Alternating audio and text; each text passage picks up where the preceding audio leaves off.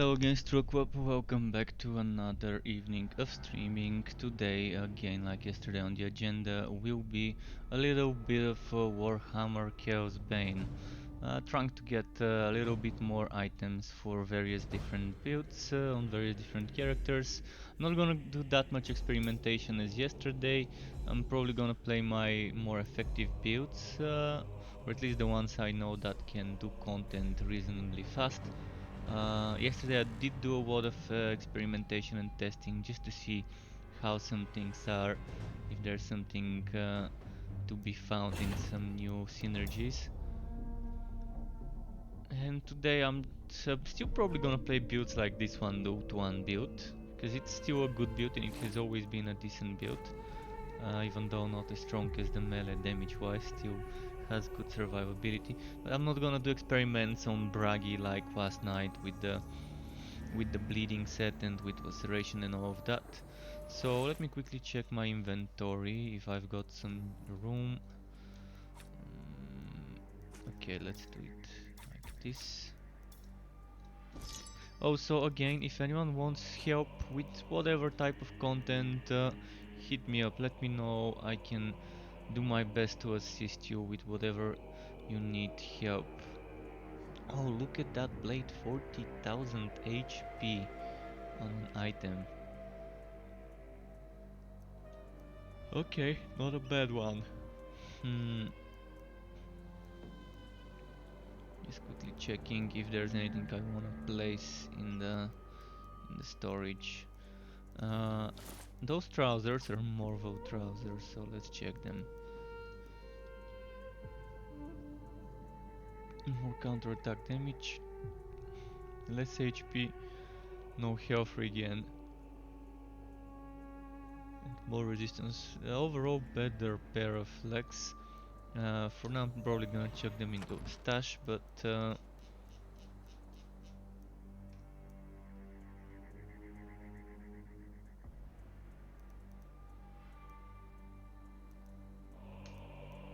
checking those in the stash too, just so I can have some more storage for booting new items.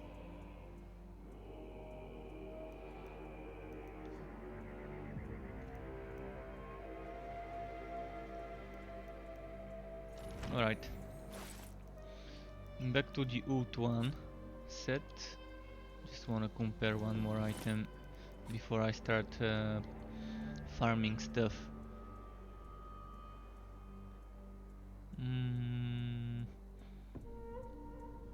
This doesn't seem to be worth the gamble. Actually, it might be worth the gamble. It might be worth the gamble because 600 armor compared to 2000 HP.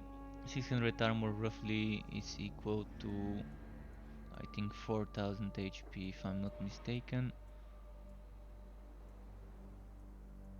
So it depends. I mean, I do like using HP bonus items, so I'd rather have more HP myself. Alright, let's do a map. Let's do Chaos 9.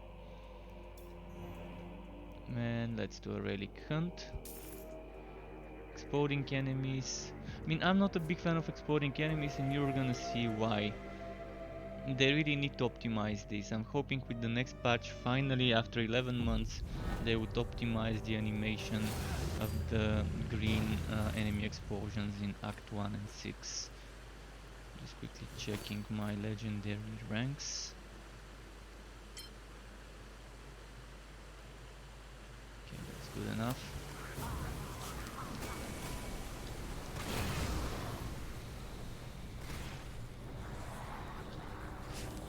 So, by the way, I today uploaded a video regarding Torchlight 3's upcoming and past recent updates. I watched, after finishing my stream last night, I watched the recording of yesterday's Friday Fun Day stream, and there was a lot of good information in that stream from game designers Michael and Sean. So if you're a fan of Torchlight or have interest in it, you might wanna watch that video and also watch the view on demand recordings on Twitch .tv/play Torchlight. The game is gonna be shaping up very well. It actually is already shaping up pretty well. So I just can't wait to be able to play Torchlight 3 and share more info with you. But in the meantime, I'm gonna keep myself busy with other games. As you probably heard me saying multiple times over the past week or so, Minecraft Dungeons is coming soon, in like 15 days from now, on the 26th of May. And once Minecraft Dungeons is out, I will be spending some time playing it and maybe even figure out some content like builds, guides, etc. for those who are interested. It seems like the game that can hold me playing for a while. It doesn't seem to have many annoying things, which is more important for me in an ARPG than anything else, to have the least amount of things that put me off. And yeah, Minecraft Dungeons may not be for everyone, but I would strongly recommend testing it or watching some footage videos that are currently uploaded on YouTube from people who are in the beta, so you can decide whether it's something you might be interested in, like me, or whether it's something that you just can't see yourself playing.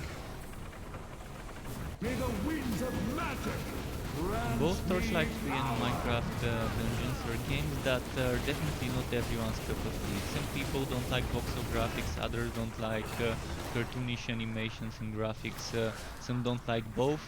I personally am not bothered by the graphics or looks. For me, the gameplay is more important, features in the game are more important.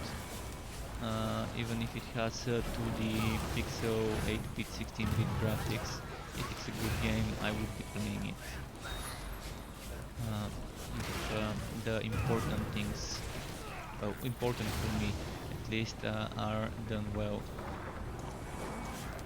So we'll see soon whether what I'm seeing from the Minecraft Dungeons beta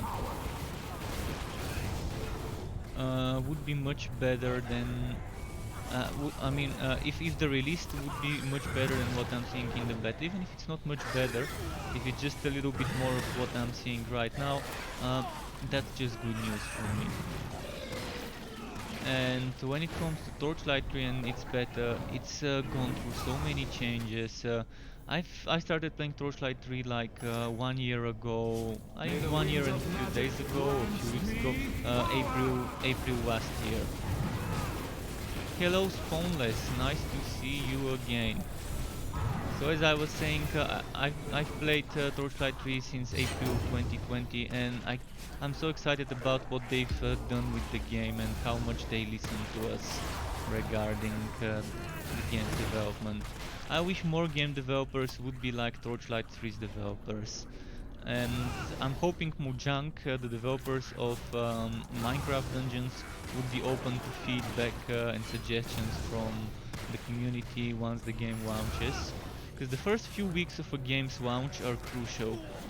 You guys saw how Wosen and Chaosbane, that I'm playing right now, both games had that steady, rapid decline in player base due to, well, problems on launch, rushed launch, as I might even just say it with 2 words.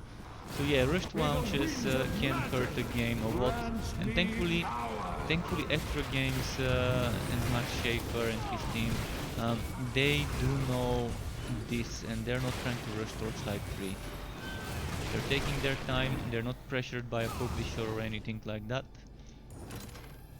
And for an indie developer, that's one of the best things you can do for them as a publisher. Give them time, don't pressure them, let them make the game they want and their community wants. Be patient, and eventually it should pay off.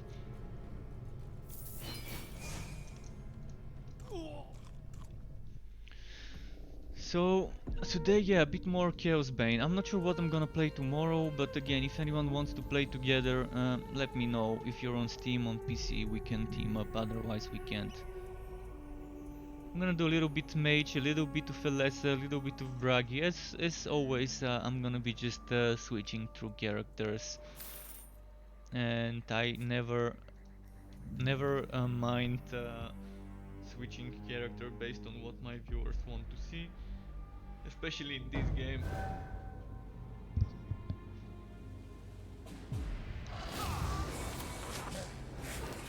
May the winds of magic grant me power.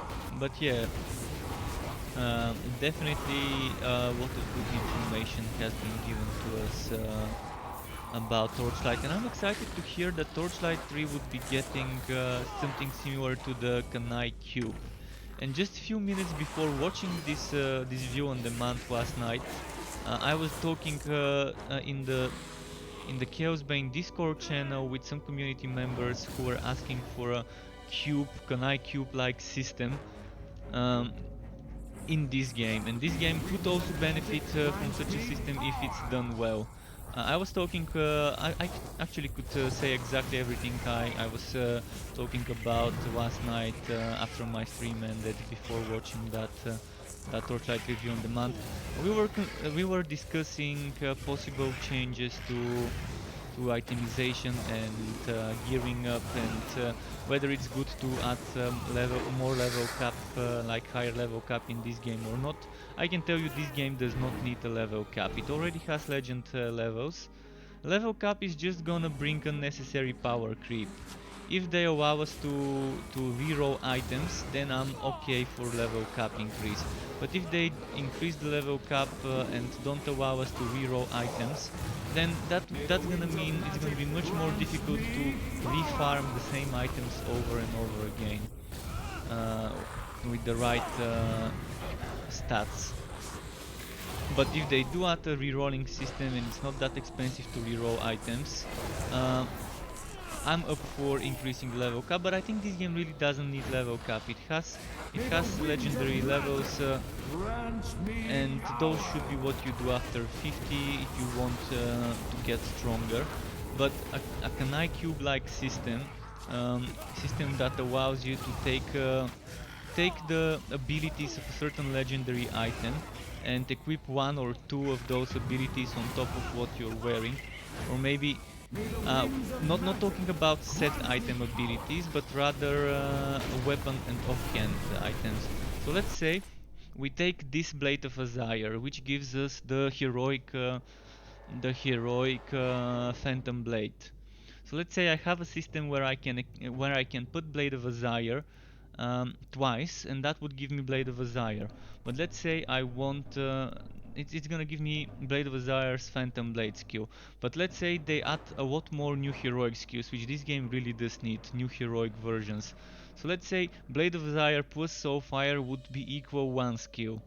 Soulfire plus Soulfire would be equal the bonus from Soulfire itself. Then let's say Blade of Azire plus Rift Eater would be equal to another thing. So let's say if you use the thing twice in the combination slot, you are getting the bonus of that thing. If you combine two items together in that slot that are different, then you get a new skill.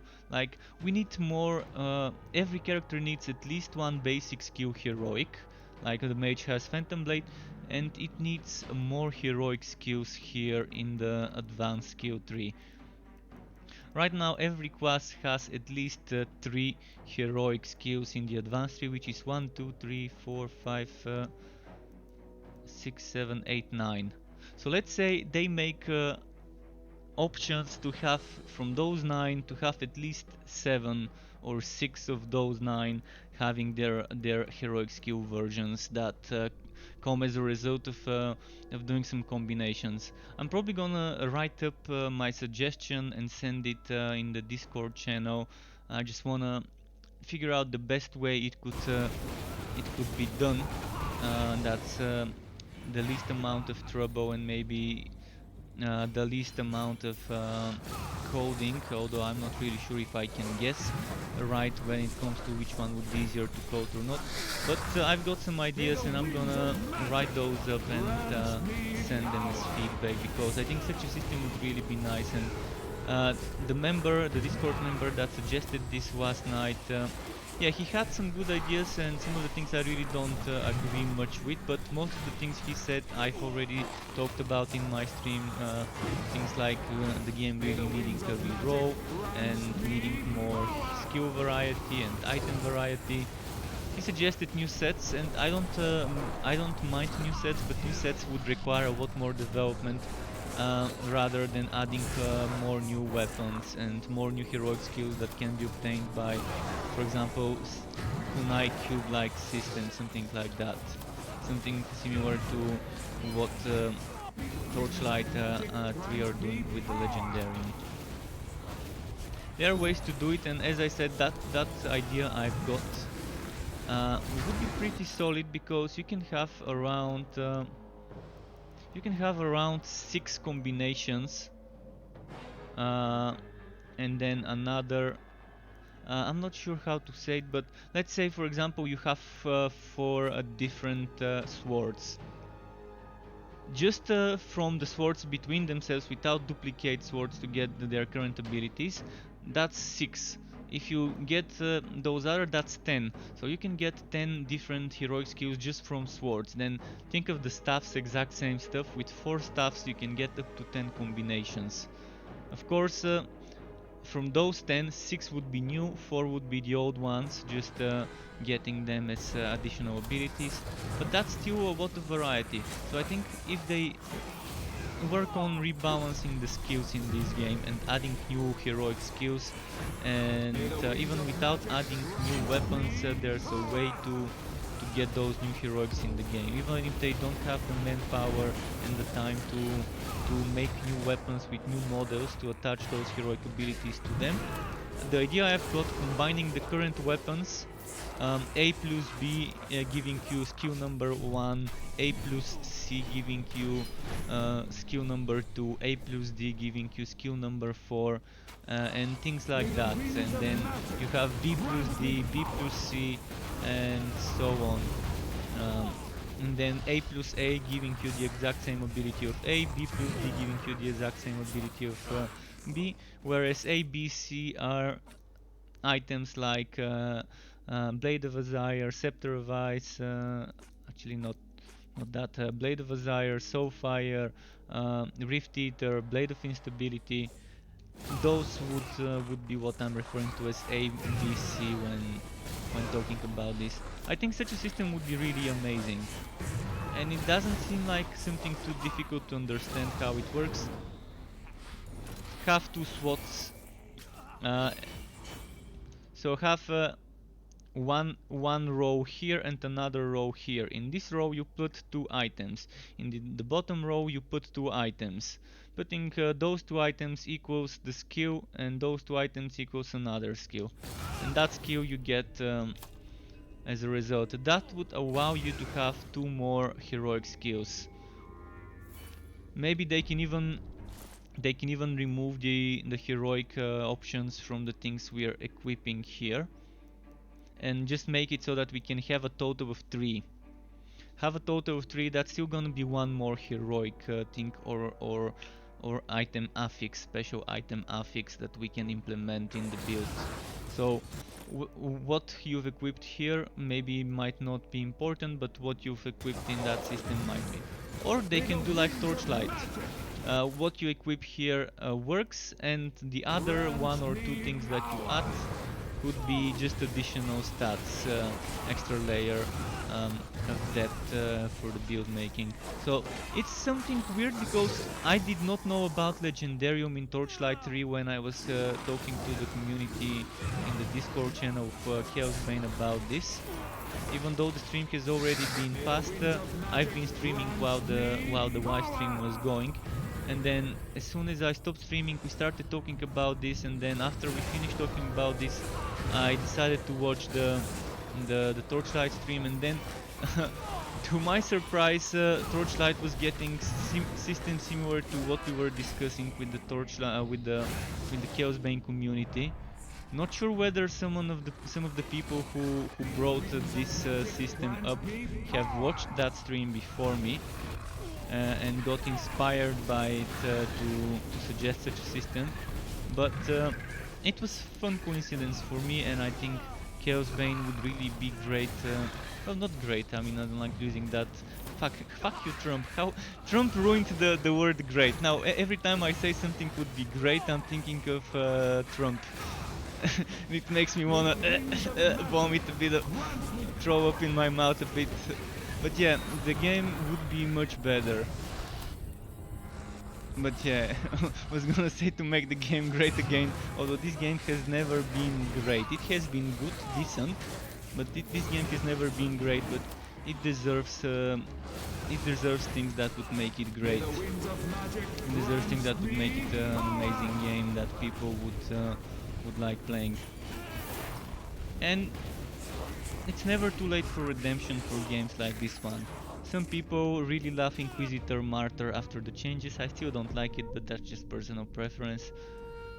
And this game can do something similar to what Inquisitor Martyr did with a huge update. The anniversary is coming. This game's anniversary is coming next month, so probably that's when we're gonna see the next patch. If it's ready by then. Alright, I'm gonna do one more map on the mage and then switch to something else. And feel free to ask questions or just have a discussion regarding whatever you might find to be of interest for you in regards to Chaosbane or other ARPGs like Torchlight 3, Wolsen, Last Epoch, Minecraft Dungeons. I'm always happy to chat about things like that, even if I'm not playing the game right now. I'm happy to talk about it. And I might start playing a bit more Torchlight 3. Which would mean if I'm playing more Torchlight 3, that would mean less streaming. Or we'll see. I mean, I can try and play it during the day when I'm not streaming, but I'm usually busy doing other stuff during that time. But I really want to play a bit more Torchlight 3 in the next few days.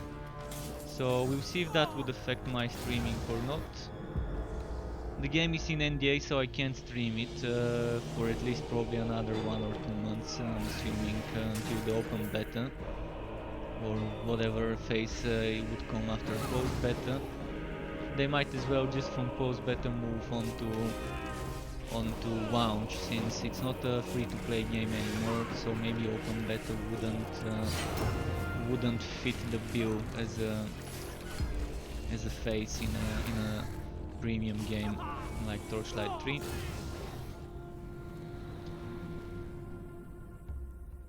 And if someone else is excited about Minecraft, let me know. Minecraft Dungeons, that is, not the actual Minecraft. The winds of magic grant me power!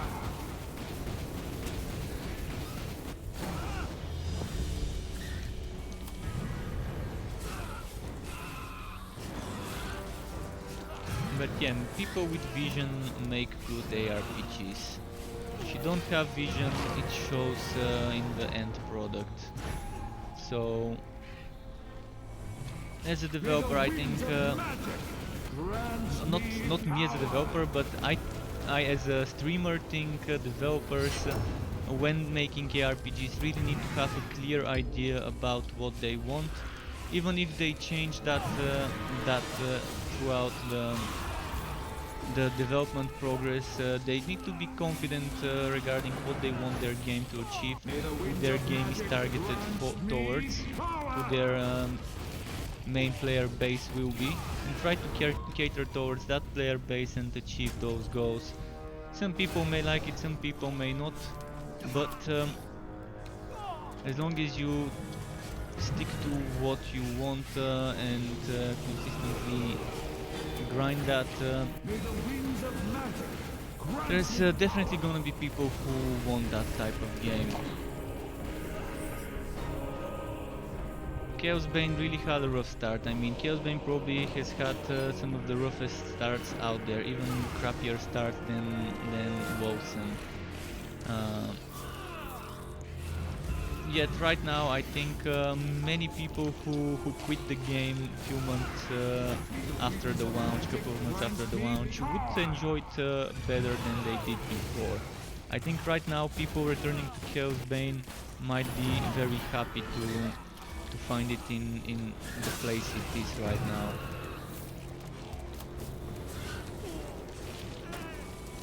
Shit, storms, fuck storms. Oh boy, this damage over time. Is it exploding skeletons as well?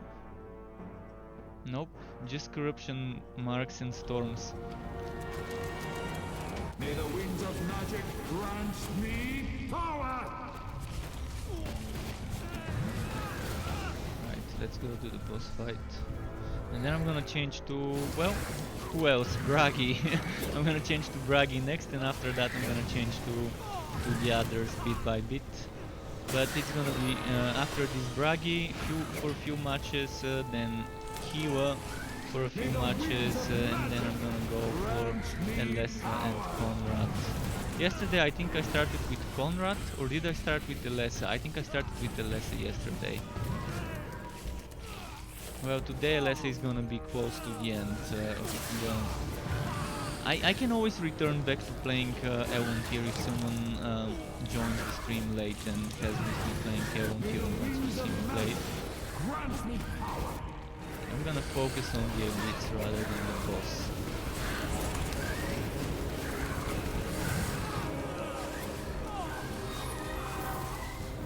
Right now I think the mage is in the best place in regards to having every set being viable for certain type of content, and the mage, like Bragi, has 3 very strong sets for Chaos 8, 9, 10, and one set that's better for speedrunning something else. Bragi kind of doesn't have that set for speedrunning anything else, it just has one set that's substantially weaker than the others, which is the set I was playing yesterday, the last song set on Bragi. So the mage right now, for me, when it comes to set variety, not build variety, but set variety, even build variety, I may say he's in the best place right now. He still needs some skills to get buffed. So skills that need to get stronger are Etheric Orb, then Quash Surge, Etheric Tornado, Etheric Ray, and Phoenix Bulwark. Those are the skills I would like to see getting stronger than they are right now.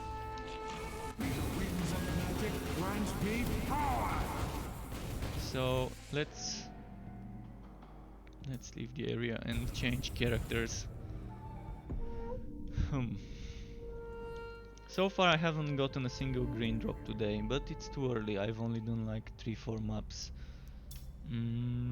Let's go to Bragi. So this is the set I was playing yesterday. I did a bunch of experiments and I could confirm Chaos 9 with a Laceration build is doable.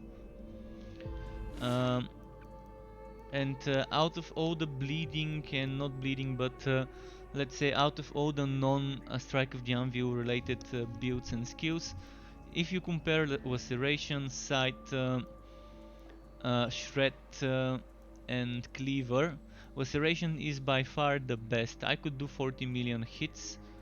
Of course, in order to get this to work well, you would need legendary points into legendary healing, and you would need some points you would need some items with health drain. My only health drain item was this one,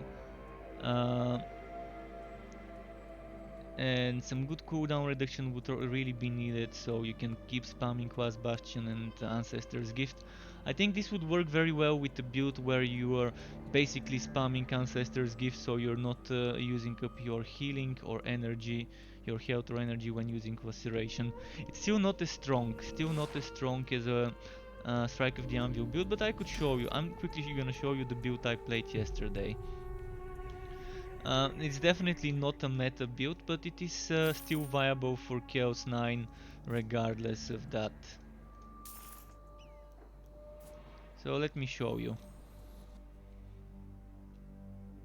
It can do it. It can do it with good items, and I can definitely squeeze more out of it if I had better items. Wow, what's happening to my HP even before starting the fight? Something's terribly wrong. Terribly wrong. Not sure what.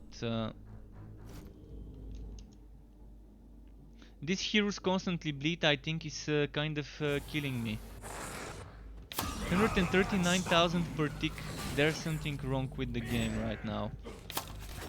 See, this is broken. This shouldn't take 139,000 per tick.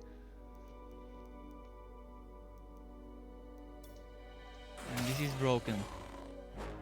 That's either a bug or I'm not even sure what it could be.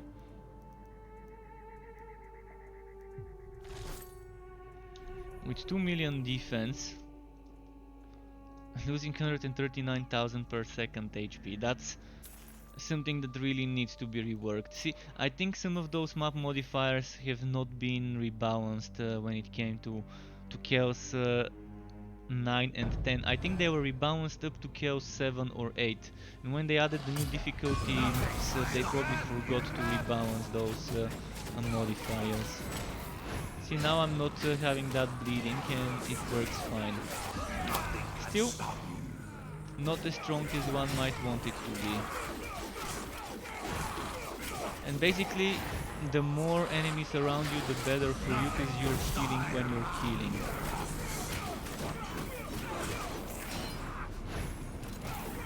But again, jumpy build would be much better.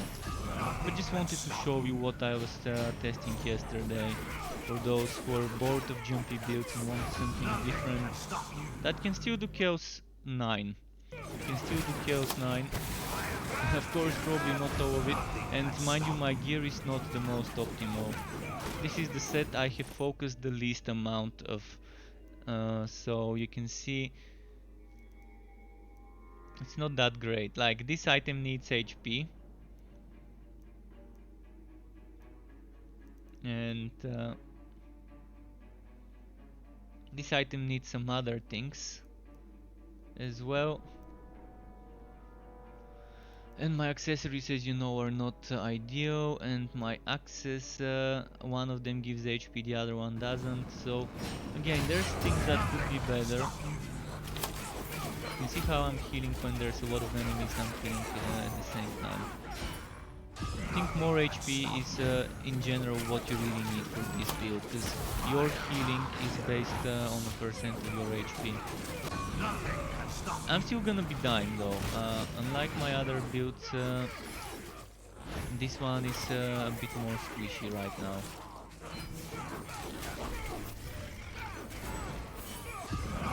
But I wanted to test a build like this, with this set, that's kind of different than your typical Strike of the Anvil setup.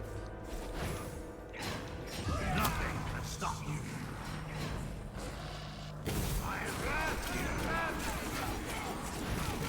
Nothing can stop you.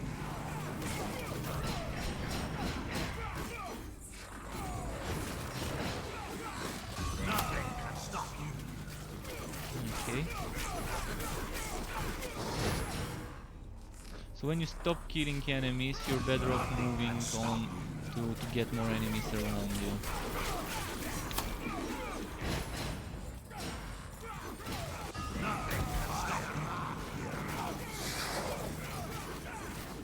Ah, fuck, I forgot to heal and use my... Well, I just got distracted. I was kind of looking in this part of the map, thinking about something completely different. It's my bad for not staying focused. This was definitely just me being bad at playing. Most of the times I die, it's just me being bad. Nothing too special about it.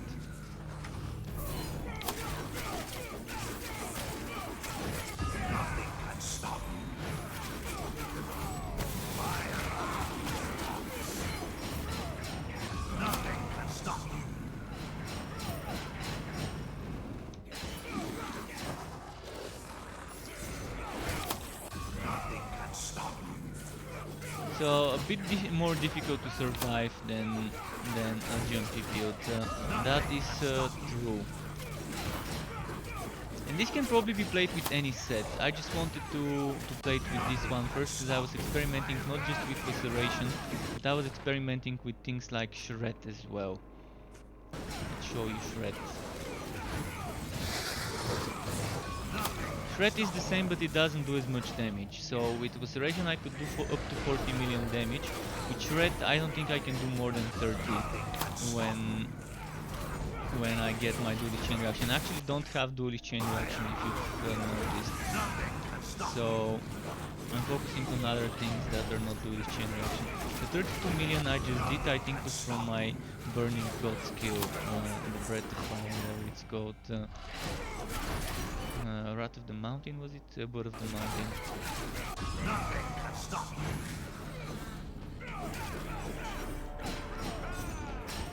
So let's see which Shred, how it goes. Ooh. Nothing can stop you.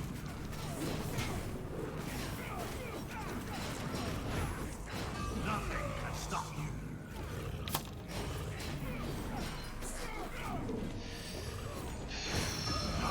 So difficult sometimes to survive. So with Shred I did up to 30 million. Kind of like 10 million difference between the damage from Shred and the damage from Laceration.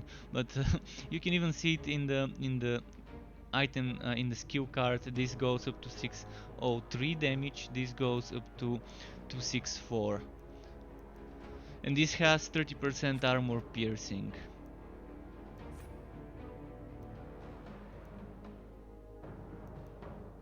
Sight, I actually forgot to test sight yesterday. Might as well test it now.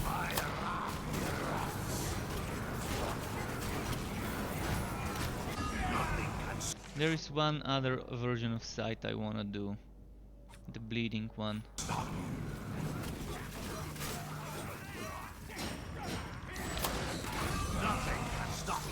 fuck. See, I'm not healing now much. I think with enough wife drain this would be fine. With enough wife drain this would be fine. Nothing can stop you. Let me kill some more enemies before I leave the map. Just a little bit more testing of this. So with this I'm actually pulling the enemies close to me, or I have a chance to pull the enemies close to me. Nothing can stop you. Still, this Q needs to be twice as strong, I think. What we're seeing right now, 16, 17 million, the 22 was from the fire, so it wasn't from the site. What we're seeing right now, I think, needs to be doubled. If not doubled, at least 1.5, 1.6 of what it does. But I think if you double the damage of sight, it's gonna be fine. Especially getting some more health drain for it.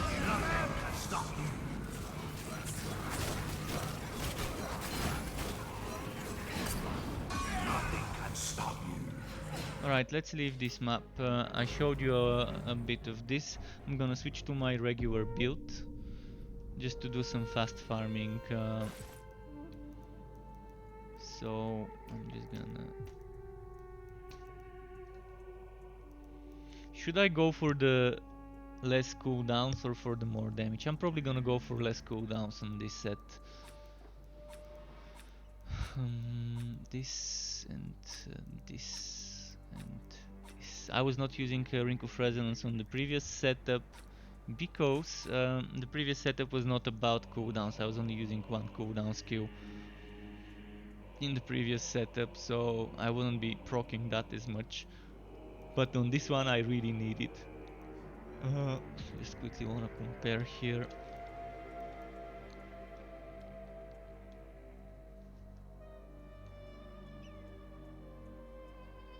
This new one seems like a better option. Losing fat damage but getting more health drain and more crit damage from the counterattack.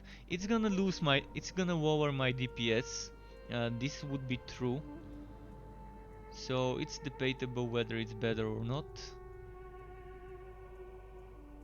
I can tell you my damage would suffer though. 244. This would go to 225 maybe, or 235. Let's see.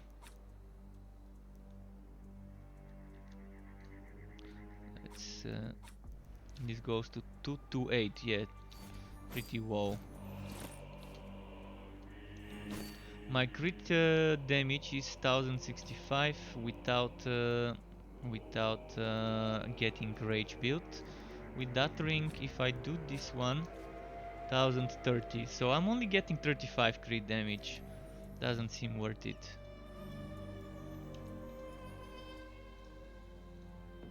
Alright, let's do this shit. And let me check Easy D. Easy D, right now, Conrad, I know you're probably the most disappointed, but Conrad has been butt-fucked with a sandpaper condom and chili sauces loop, as I like to say. Conrad, after they broke the amulet that does the healing, God's Kills Heal amulet. So since the God Skills Heal amulet is broken on any class, until they fix that, Conrad would be kind of weak.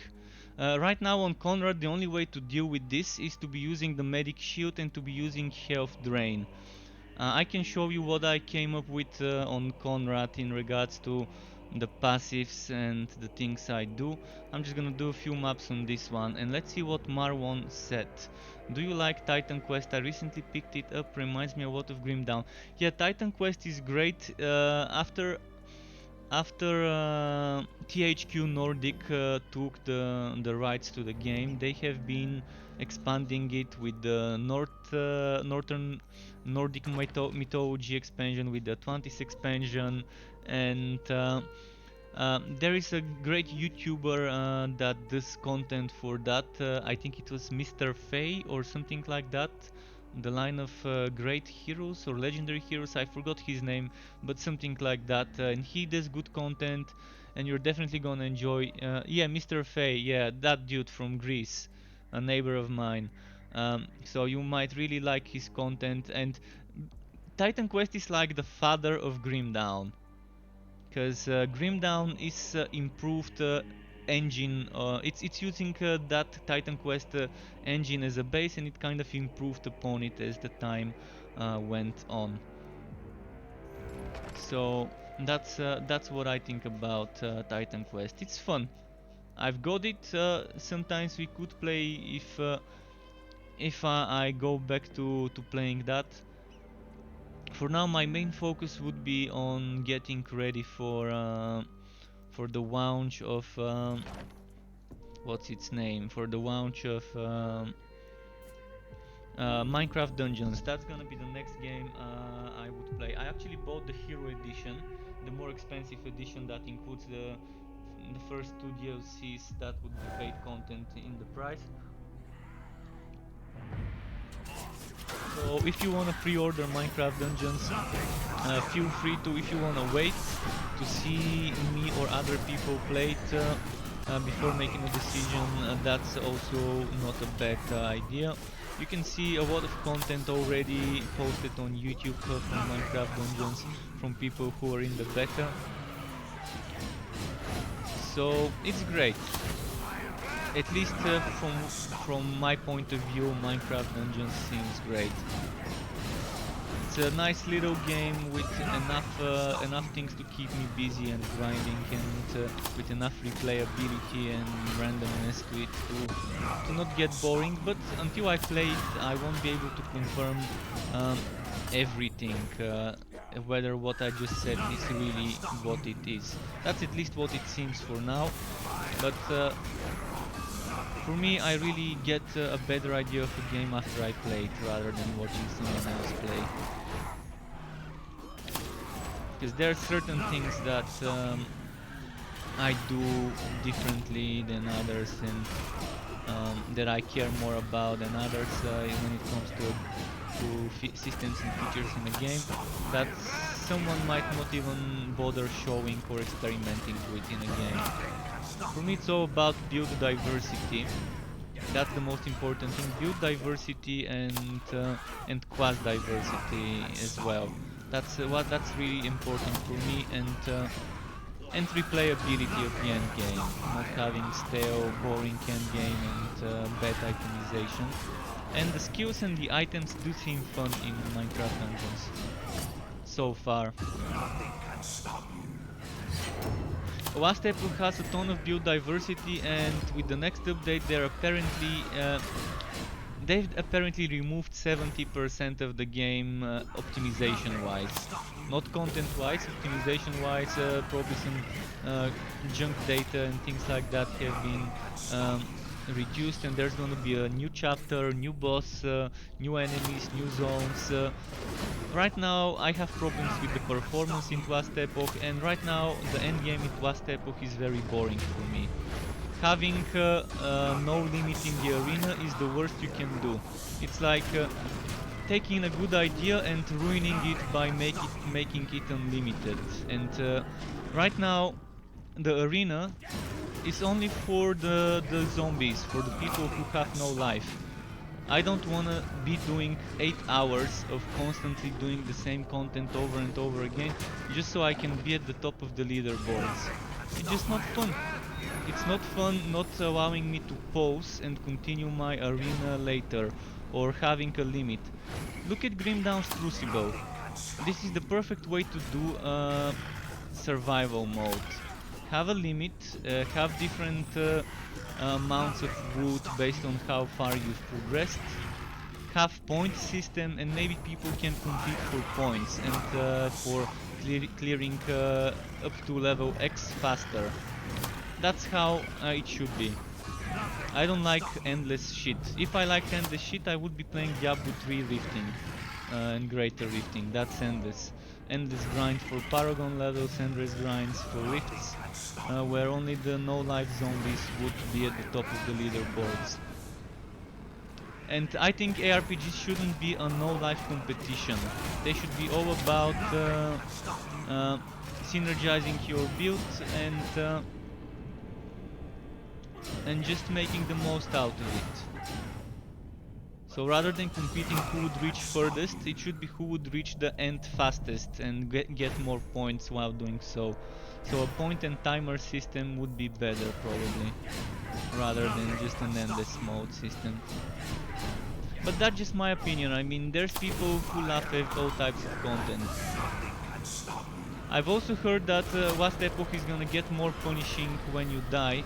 On launch, I don't like being punished severely when I die. So for now I'm gonna enjoy the game, but probably when it launches it's gonna be less appealing to me than it is right now. I'm not a hardcore try-hard player. I don't really care much about the game being severely overpowered difficult. There's hardcore modes for this, there's additional difficulties for this, but I think the base game shouldn't be like that. But the beauty of that market right now, the beauty of the ARPG market right now is that there's so many different types of ARPGs in development or already out there, so there's a little bit for everyone. Right now, Torchlight 3 remains my favorite, because it has the least amount of annoying things. If I could be streaming it, I would be streaming it right now. Because right now I'm streaming just whatever feels the least boring to me, and if Chaosbane seems the least boring and the least punishing and the most appealing to me, that could tell you about the type of Care Bear I am. Alright, I'm gonna do one more map on Bragi, and then I'm gonna go on Conrad, just to show you what I've come up with him. Torchlight 2 is good, it's amazing, but I like Torchlight 3 more. I'm one of those people that is kind of is kind of bored with Torchlight 2.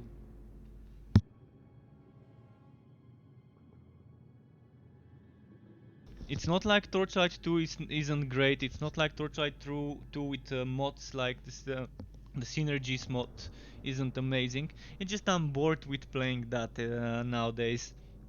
So Torchlight 3 has a lot of good things, and it's heading in the right direction. It underwent so many transformations, and it's still trying to get rid of that free-to-play feeling to it and to shape up as a more premium game. But it's shaping up well. Sorry, I had to drink some water. Almost choked here by accident. Had to mute my mic earlier. So right now, I think that's my favorite ARPG. And as I said, I'm more of a casual player. I'm not someone like the people who would be pushing to be at the top, to be the best. I have fun my own way. Some of the builds I come up with could end up being meta, others could be a little bit more fun, weird builds, that offer different playstyle. And the thing I've liked about Torchlight was builds there are not that important in regards to whether it's meta or not, because it was more about having a ton of diversity. So you could play this skill and you could play that skill. Yeah, this skill would be stronger than that skill, but that skill would still be able to complete all types of content in the game. That's how Torchlight 3 has been so far, and I think it would continue to be that way. You're just gonna have to make a bit more meaningful choices regarding what playstyle you're choosing. But that's the beauty of the game. You're choosing your playstyle. You're not choosing your build because it's meta, but you're choosing the build because it's the type of skills you like using. It's the type of playstyle you want to adopt. Not because that's the only viable build in the game. And that's something I've liked. Yeah, Entropy has always been strong. Energy spikes used to be strong before Entropy was added in the game, and they have always been more of a meta setup, but other builds have always been still okay to use. Not as strong, but still have been viable. For example, that just to use the mage as an example. Some of the classes have been weaker than the mage, but they've been remedying that by buffing some of the skills of the other classes and rebalancing during the alpha stage. And now in its beta stage, I think Torchlight 3 would be much more pleasant to play to a returning player that hasn't played for like 3, 4, 5 months or so. I kind of ended up jumping into the damage here. Oh, no! Ah, fuck, I clicked the wrong button. I clicked the wrong fucking button. Okay, I have to redo the map. I didn't want to click give up. I wanted to click resurrect. But of course, and this is another thing I would like to see. I would like to see them, instead of being up and down, being left and right. Left being give up, right being resurrect or whatever. That's just something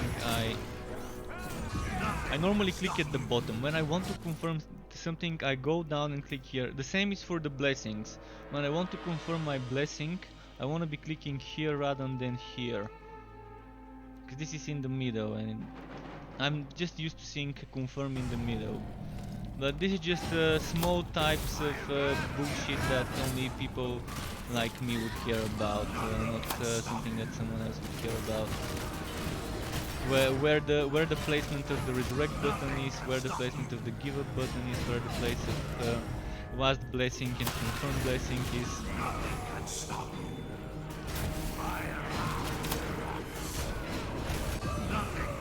But I'm excited to see what Chaosbane would bring for its 1-year anniversary update.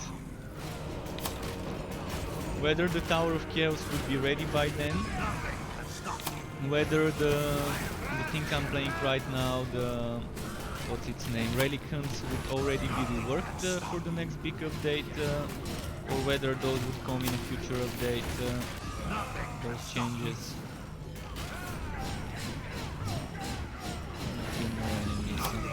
Do this.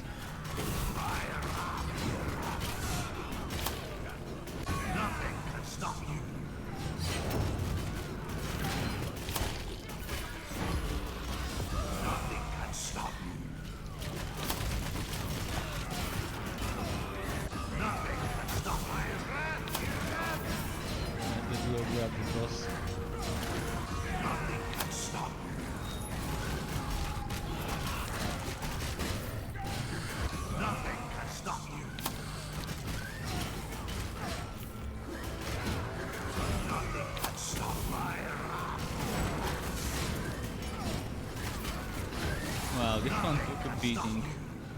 Alright, let's go grab the wood, and then I'm gonna change to Conrad, just to show you what I was playing yesterday. It's still more difficult to, you can't face tank everything. Right now with Conrad, the problem is from the best, from the most immortal class in the game, he became kind of one of the weakest builds, even with the Solon set. And it probably could be a little bit better if you get 2 rings and a necklace and a weapon and offhand with health drain. But it's still pretty weak even then, because you're sacrificing a lot of damage and you can't afford to get hit as much, and the Solon build is all about getting hit to keep building the Blade of Vengeance stacks and to keep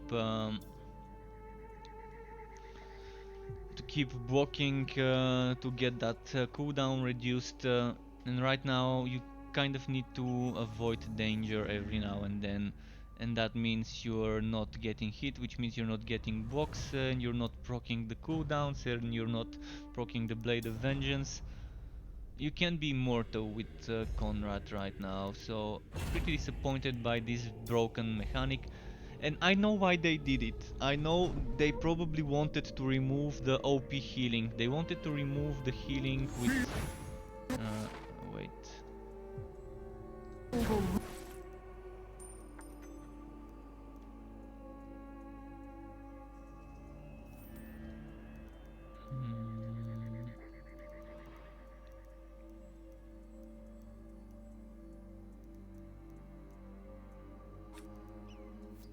Pretty sure I was using this, and was I using Signet of Retribution or Fortitude? Oh, and this thing, collecting a Red Bloodlust Orb being the necessary thing for Signet Ring of Fortitude is a terrible change in all classes.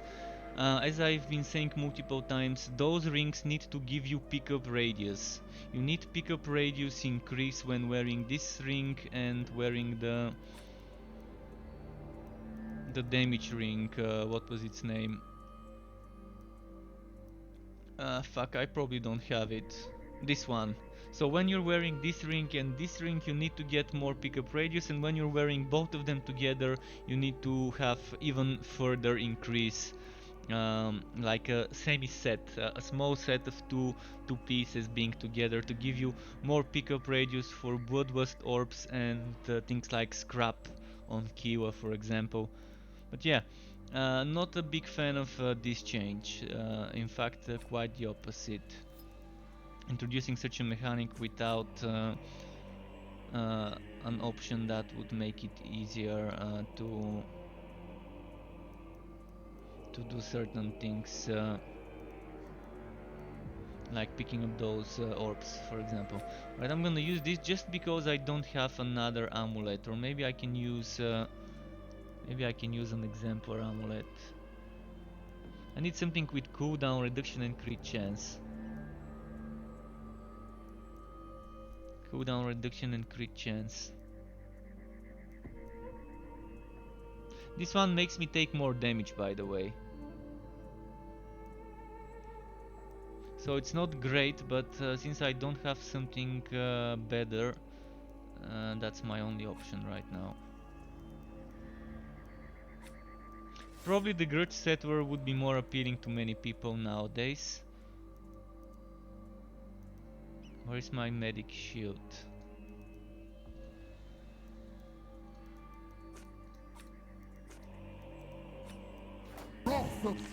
So this is what I'm using right now. Padded armor, Herald of the Empire mastered, Blessing of the Brave, Divine Judgment mastered, and Wisdom of the Apothecary, and I'm relying on this for healing. Because I don't have health drain. The only health drain I've got is... fuck, right now I've got 0 health drain. So if I get health drain here, here, and on the 3 accessories, probably I can end up healing a bit more. Probably.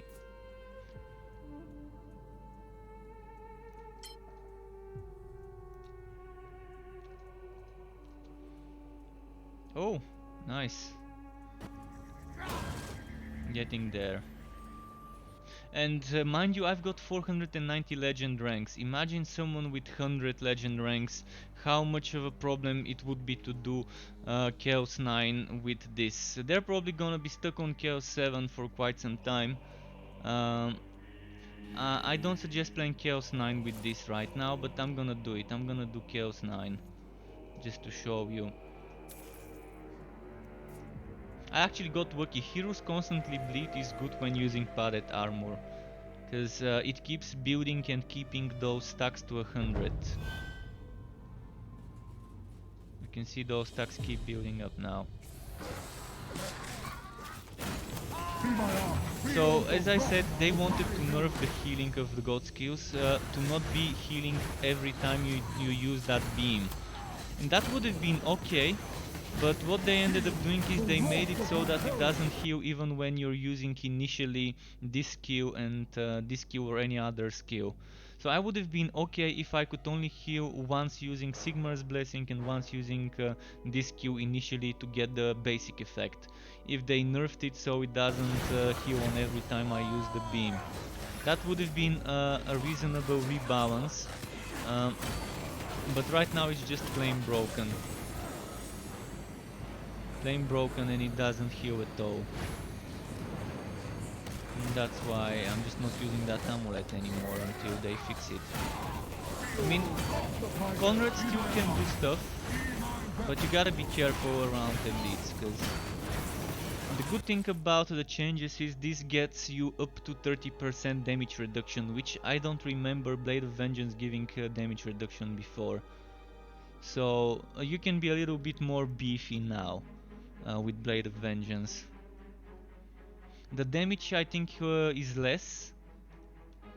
I don't think it was 20. I don't think it was 200% damage total before. It was probably 3 or 400. I can't remember, but I'm pretty sure Blade of Vengeance before, when maxed out, gave more than 200 damage. Again, I have to check my old builds to remember how much damage Blade of Vengeance used to give when maxed out. But at least it gives damage reduction, and at least it's only 10 stacks, so you're building it up quicker. You don't have to build 20 stacks, you only have to build 10 stacks to get the most out of it. Ah shit, I'm gonna die, I need a move.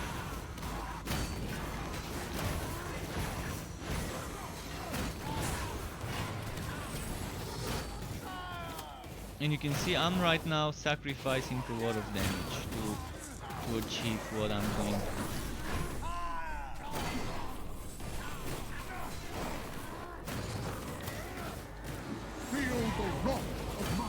There's probably a better option to do it, and this is, by the way, how I have my god skills. Kind of the same as I used to have them before, with this 10% damage here and this 10% damage here, and just reaching for that skill and just reaching for that skill.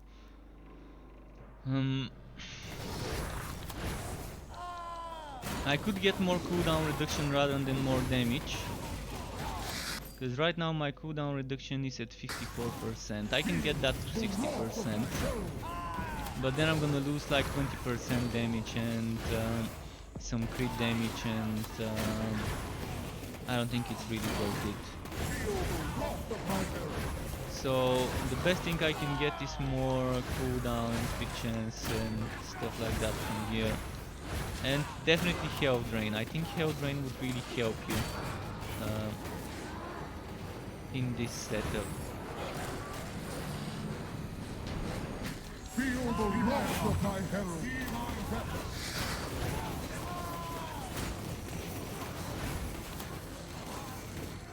You can see how I have to keep moving away from my position to pick up those healing things.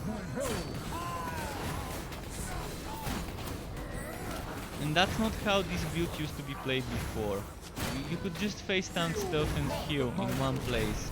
Now every moment I'm not standing in one place, I'm not getting hit, I'm not casting skills, so I'm losing my dual chain reaction, I'm losing my Blade of Vengeance stacks as soon as I try and go and heal myself. with those potions on the ground.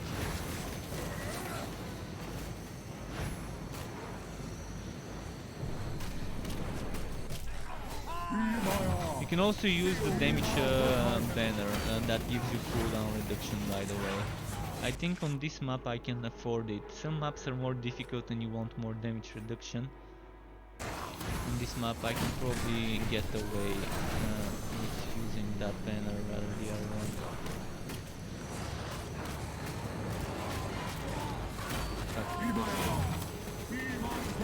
Feel the wrath of my herald.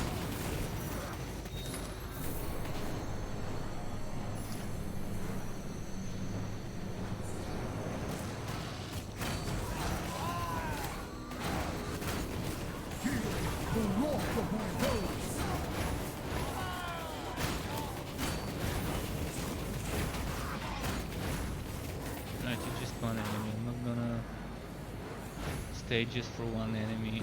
The more the enemies, the better it is for us. Be my arm.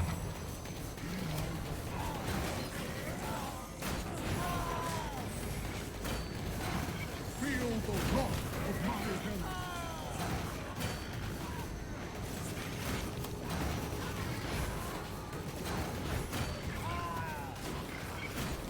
Feel the wrath of my herald.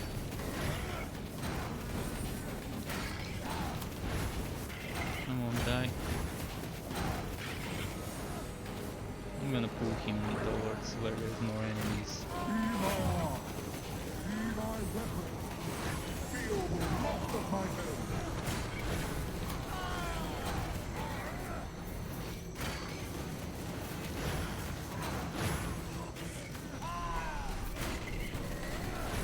Feel the wrath of my herald. So much slower than before. Before I could just stand in one place and just keep spamming. The wrath But of my herald. it's not that bad still, but it's definitely far from perfect, far from what it was before. Feel the wrath of my herald. And mind you, this map is easy because it has heroes constantly bleed. That means I'm always with that 40% damage reduction. If a map doesn't have heroes constantly bleed, it's gonna be very difficult to keep that padded armor at 100 stacks. So I'm a bit more tanky with this. Oh fuck, why did I use this by accident?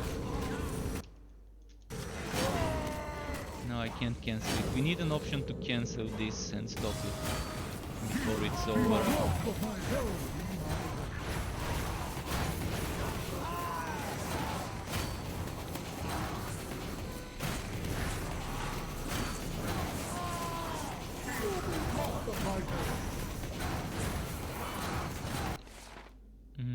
Okay.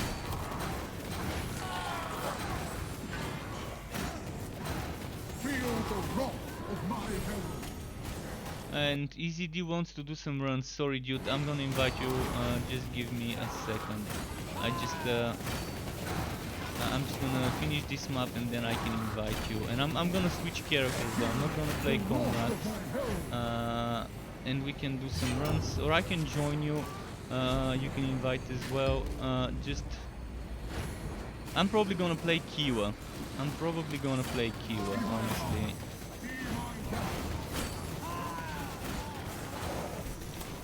Let me finish this one up. Feel the wrath of my herald. I can go and kill the boss now. I don't think I wanna kill every single elite on my way. So if you're still there and doing runs, I think it's gonna be nice if I join you on Kiwa. My Kiwa is probably the most ungeared of all my characters, because she's still using some red items. Yet she's still able to handle Chaos 9 with some of the builds I'm running on her. She's definitely a strong character. They've put some work into her when making her, and it's evident that it has been designed much after the other heroes. So they did a better job with her.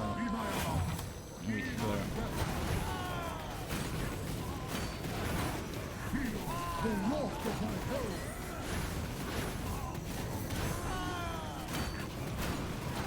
But yeah, health drain is what you probably would want in many builds, many classes, many heroes. I think it's a great start for everyone.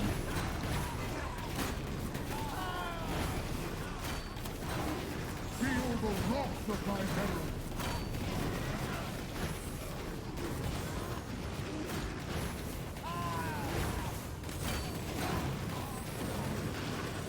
Feel the wrath of my herald.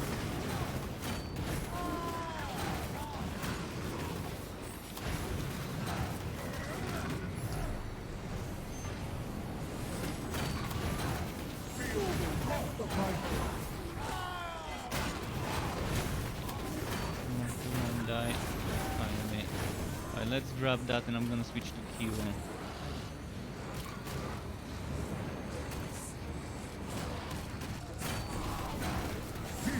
The wrath of my herald. Be my arm.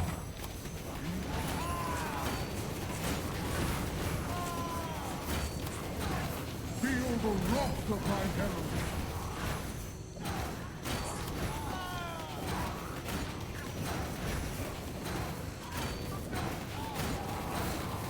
Alright, let's see what's here. Ah, fuck, I can't pick it up. See, this is still a problem in the game. Items overlapping. Let me quickly check what dropped for me, and then I'm switching characters and making a public game. Solon's Fate, Sabatons. I'm gonna experiment eventually with counterattack damage again, but my guess is counterattack on Conrad is still shit, as it used to be in December. But counterattack on other heroes seems to be stronger. On Elessa, on the mage, and on Bragi, having those passives that give you damage or crit damage based on counterattack would be much better now, due to you being able to get almost twice the counterattack damage from items, excluding the blessings. So let's go Kiwa.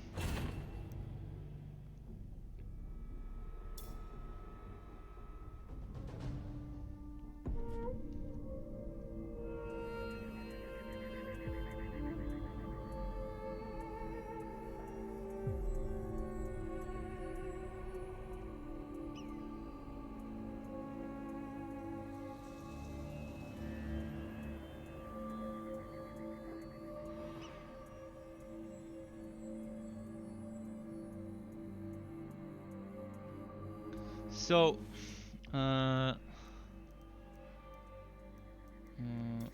game, make game public. You can actually join yourself, but I can also try to invite you, but I need to go through my Steam page to invite.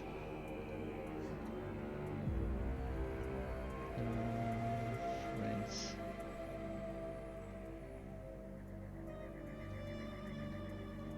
Also, if you want, you could invite me too. I don't mind either way. Either way is fine for me. I'm not gonna play this build though, so I'm gonna quickly change my gear. Corroder, rock splitter, tink, tink, tink, tink, tink. I'm gonna be doing more of a melee setup so that we can stick together and buff each other. Tink, tink, tink, tink, tink.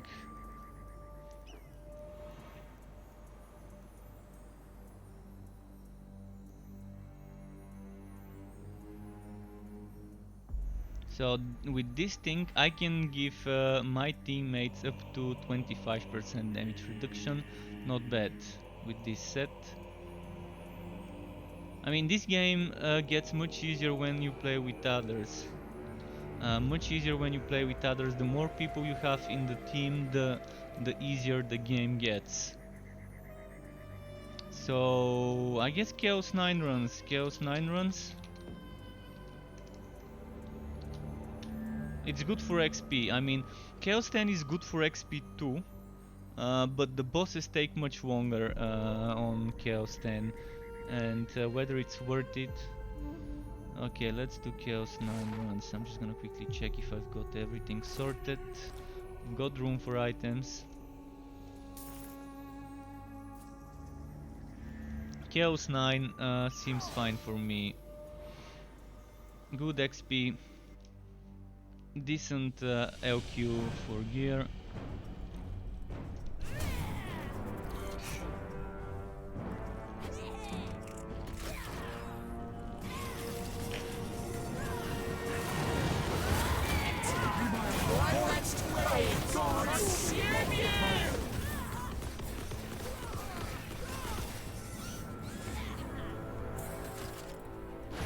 Is this a dead end? Doesn't seem like a dead end to me. Not many enemies on the... Oh yeah, it is a dead end. Okay, no point to follow me, but there's probably delay, so...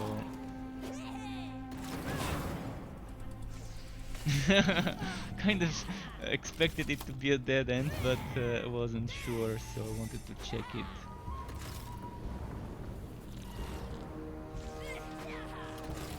Let's group them up here now.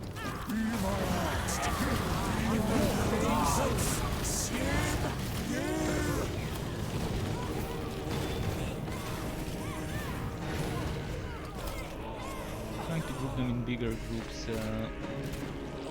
because I know Conrad loves having a bunch of enemies around him with this setup. And I can give him more damage reduction with my passives, with my god skills too. So that's a good combo, having Q and Conrad Q on the melee build that I like to use. He can be probably unkillable if we get a mage and a Bragi on the Everpeak set. Like if we get the Ult1 mage and Bragi on the Everpeaks, with Conrad and Kiwa on the melee and Conrad on the stone, I don't think Conrad will die. Because the damage reduction will be just too great to even get him scratched. Especially with pallet armor and getting built up.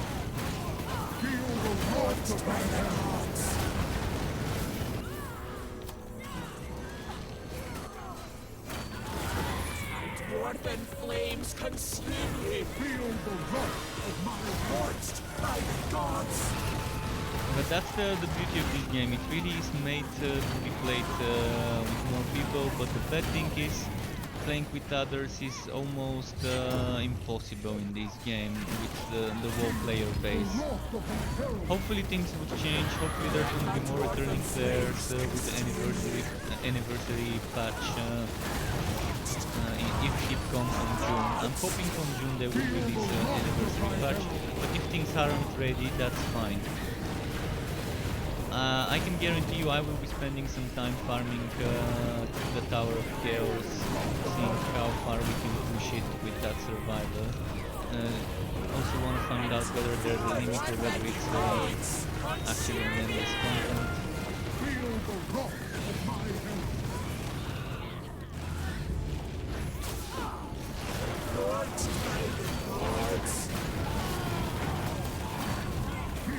The wrath of my hand.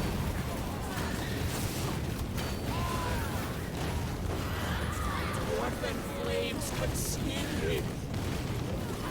No, this one doesn't want that. Feel the wrath of my Is there hand. the boss fight? Nope.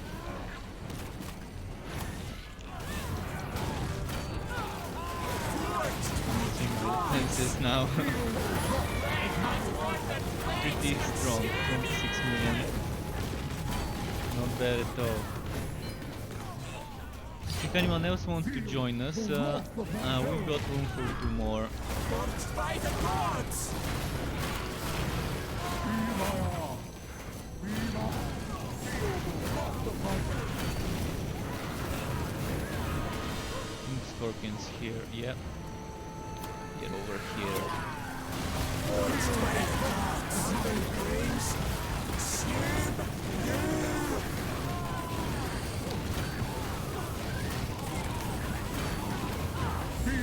wrath of my herald.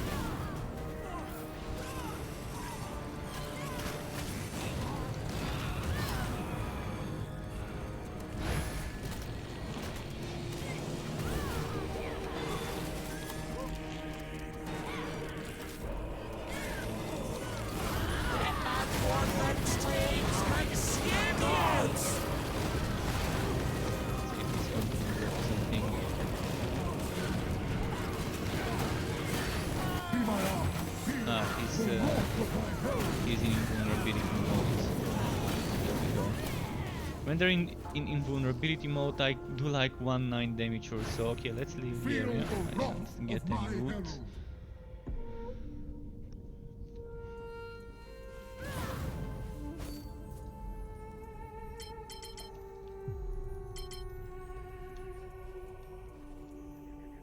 But yeah, with enough legendary ranks, you get pretty strong eventually. You can see EZD is already 299 as well. So he's been doing some grinding every now and then, it seems. Skill cooldowns increased. I'm gonna skip that one because we're both on cooldown based builds. Okay, this one is fine, the siege one.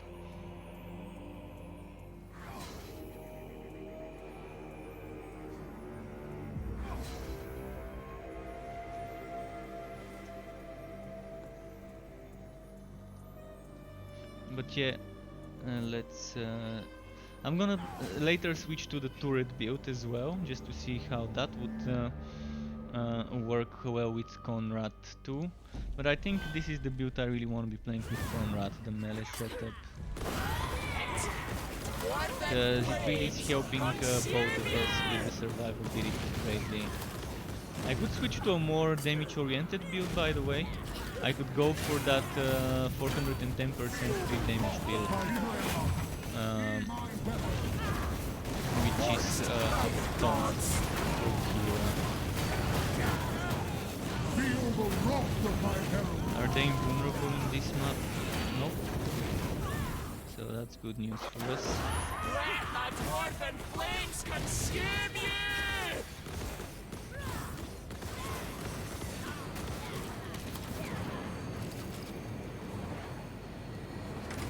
Good thing about the Corroder is it works for the whole team.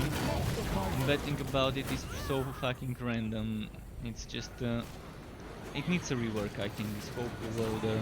Hewa doesn't feel right when one of her best pistols is broken and the other one requires such a bullshit mechanic.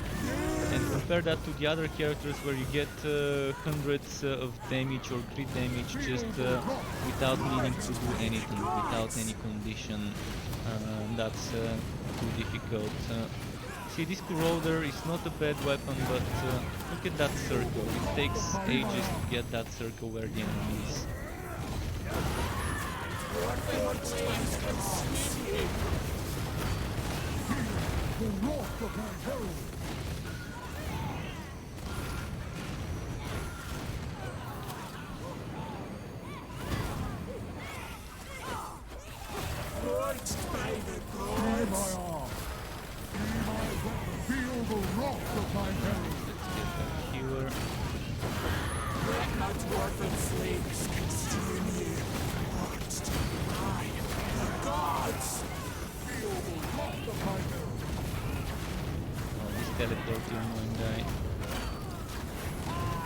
But it's nice to have a Conrad in the team to soak up some of the tanking and to bolster the defenses of everyone.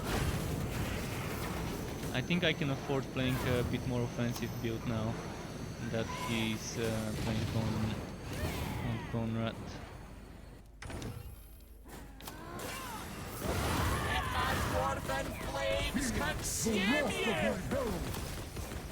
I also need a very good fiery ring story. If I get a very good fiery ring story, this build doesn't really need it, but it's still gonna be better for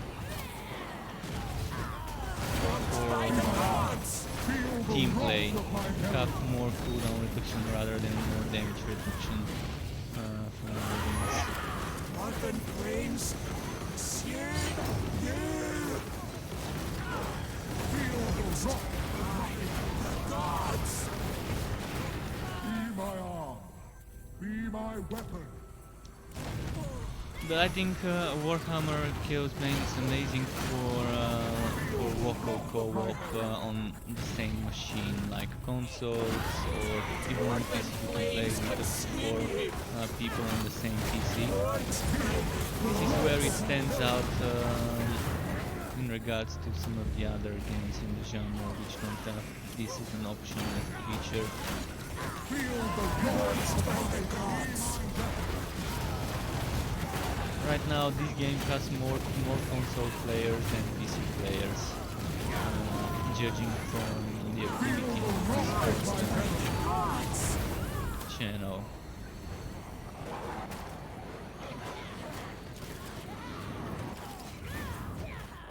Feel the wrath of my hell. Forged by the gods! Feel the wrath Ardent of my hell. flames consume you!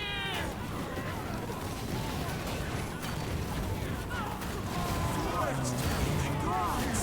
The wrath of my hell.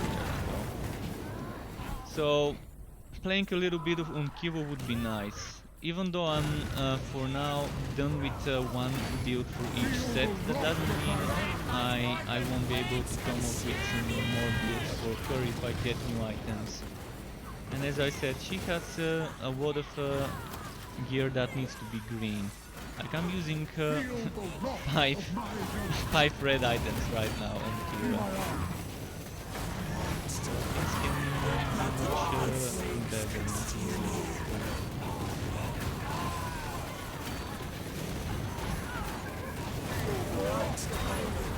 Gotta bail out a bit.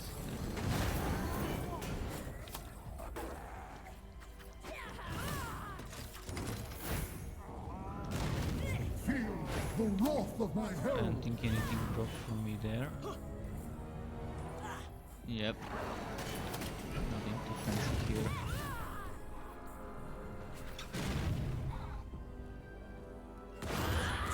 Dwarven flames consume you!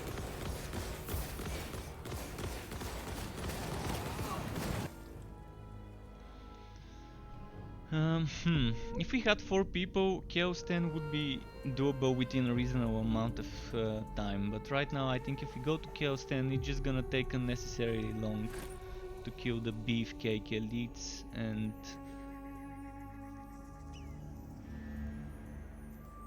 Just gonna quickly check if I can get more damage. I can replace this with a siege breaker ring. Since we have him giving me damage reduction, it's not a bad idea. And where's my fiery ring of Tori? My good one, the one that gives cooldown. I don't have one that gives cooldown, do I?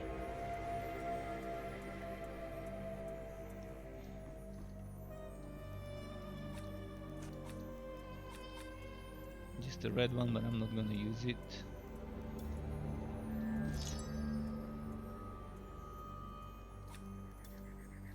Okay, I'm ready for the next one, I think. Just wanna see if there's anything to sell. There was... okay. Next, maybe a Act 5 map? No? No Act 5 still. Well, whatever gets given to us, we're doing that.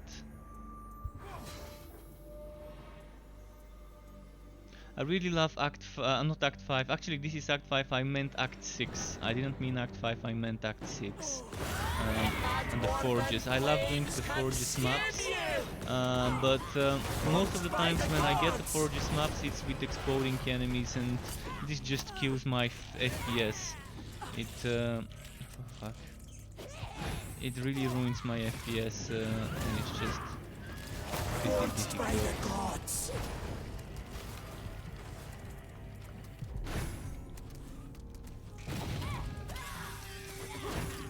Wait, did he do cancel?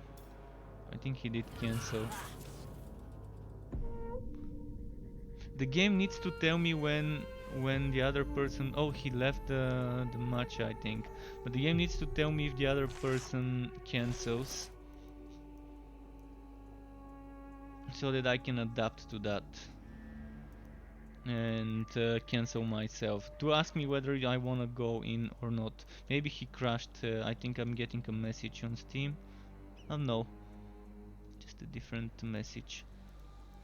Okay, I'm gonna go back to my other ring now then for solo.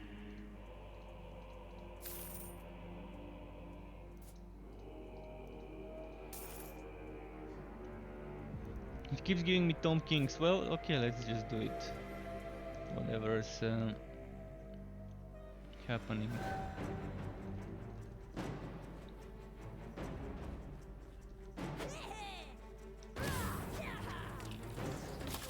Any sandstorms? No sandstorms, so that should be a bit easier when there's no sandstorms. Flames, consume you!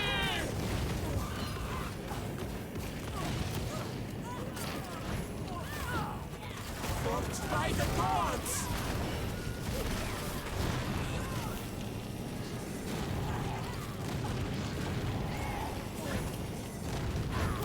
Marked by the gods and flames! Oh, there was a healer here. I'm wondering what's hitting him.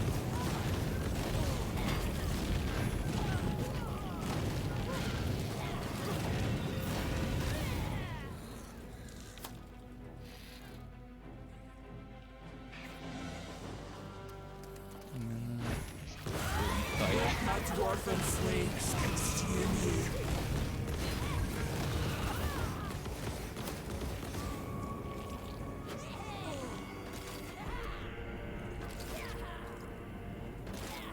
If you're wondering why I keep spamming, this is to keep the duelist chain reaction going. It doesn't cost me energy, so I can just keep spamming that. Dwarven flames consume you!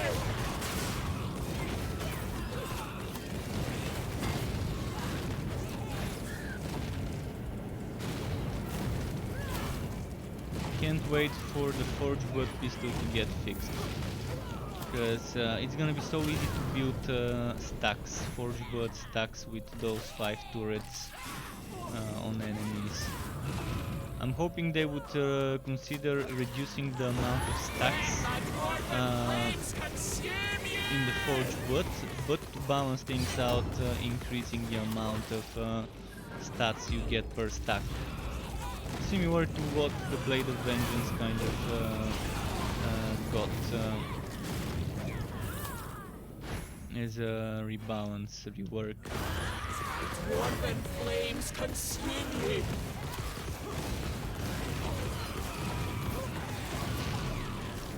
Forge Blood would be the best by far pistol on Q1 once it gets fixed and start working.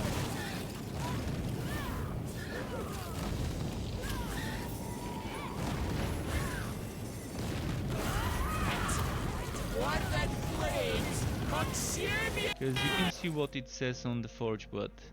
Damaging an enemy with fire overheats the enemy. The more an enemy overheats, the more damage they take, and the greater the chance they will burn when hit. Which is up to 100 stacks, a total of 300 more damage taken. And why I think it shouldn't be 100 stacks, but actually 50 stacks. So 50 stacks of 6 damage each would still be 300, but it would be faster to build those stacks. Normally by the time I reach 100 stacks the enemy would probably be dead anyway. So it's gonna be better if they make it that way. Reach the maximum stacks quicker to get that damage. Forged by the gods! Dwarven flames This needs to consume be burning, you! even if I'm hitting with this skill. Even if I'm hitting with this skill, it's a fire skill, but it doesn't burn. Actually, this is physical. The mastered version I think was fire, the non-heroic version was fire damage. This one is fire and burns though, and this one just does an explosion, does fire damage but doesn't burn. What burns is the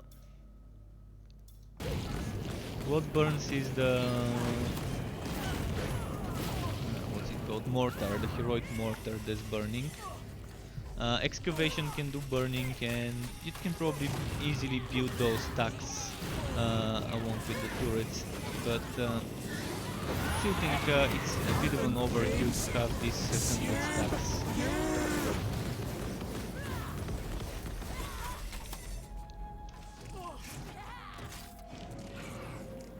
But yeah, excavation can be used easily to build stacks.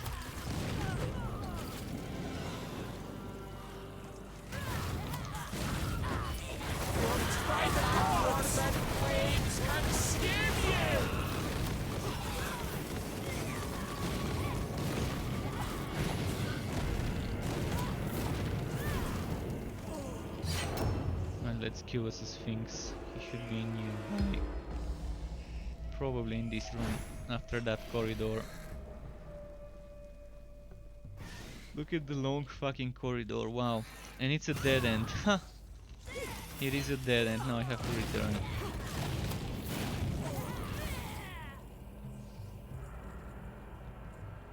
This game could really benefit from shrines.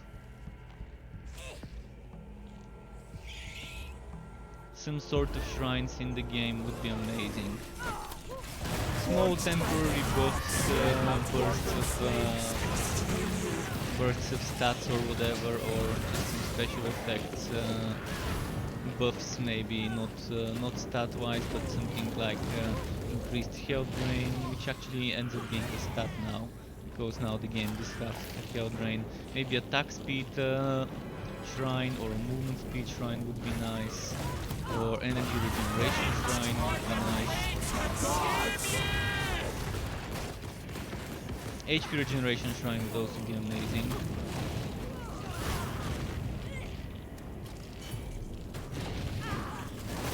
By the gods!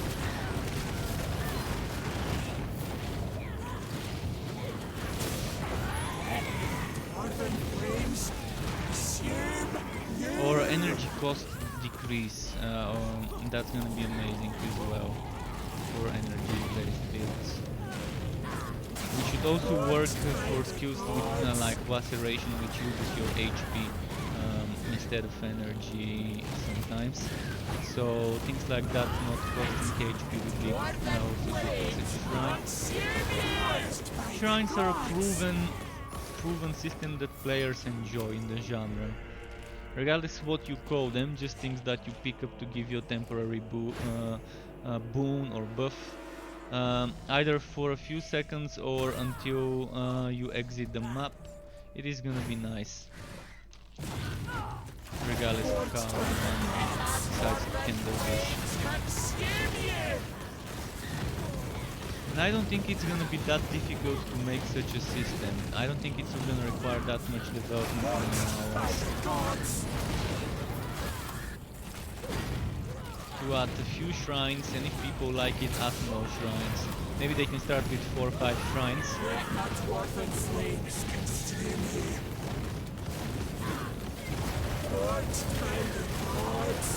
Maybe it won't be a shrine that you pick up, but a chance to get this after killing an elite. That's also nice. Having elites with some special icon above them. So you kill this elite, then you get the buff. So for example, you have an elite with a shield above them. You kill that elite, you get a shield which is kind of damage reduction buff. Or you kill an elite with a movement speed icon, like running boots, which trails behind them. Then you get movement speed buff for like 30 seconds or a minute or whatever. This is great because that way you don't even have to tie it to design new shrines. You can just tie it to an enemy and just design an icon floating above their head. If that's easier to do, I'm not sure what's easier, to tie it to enemies and to get that buff after killing the enemy, or whether it's easier to just design a simple thing that you click on that gives you the boost.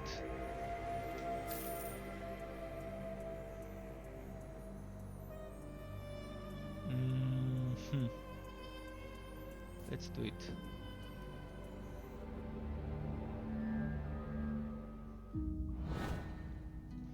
A couple more maps on Kiva, then I'm gonna change.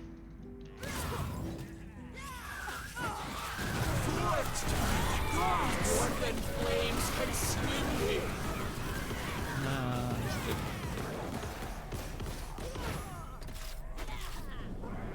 Let's group them up down here where the big guys. Forged by the gods.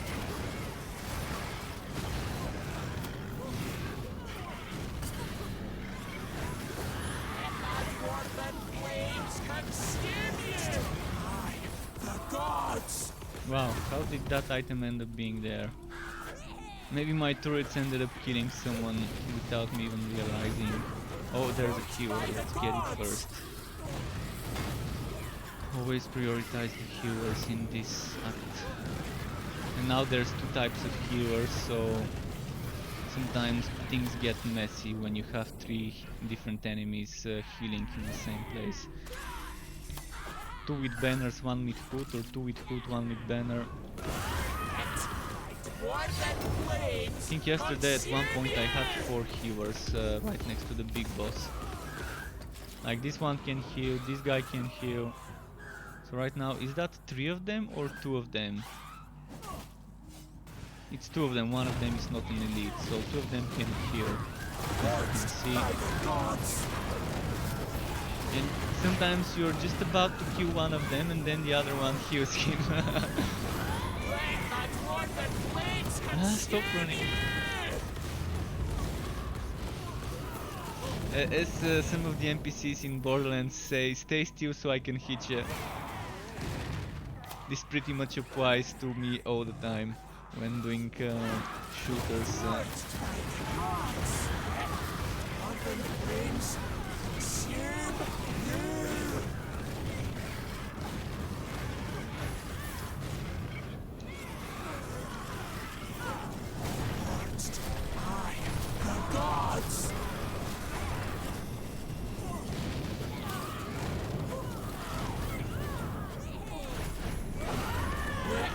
Yeah, those guys tend to run all over the map, the foodie guys. Let's see, this way.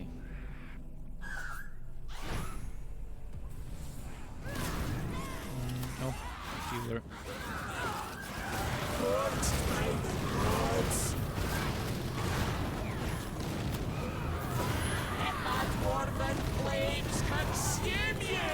Those turrets may not do that much damage, but when you have 5 of them on the same target, this damage really adds up. Forged by the gods.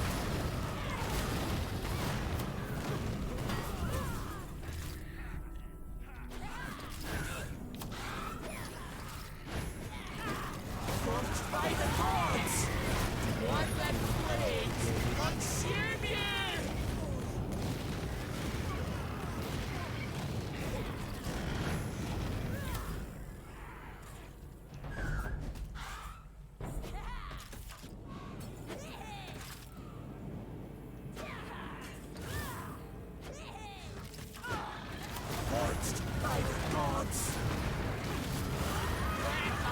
that plays consume you.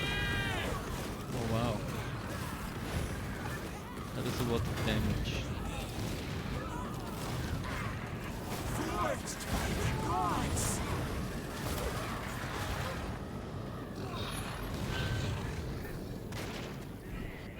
Wait, did he just die from my turrets?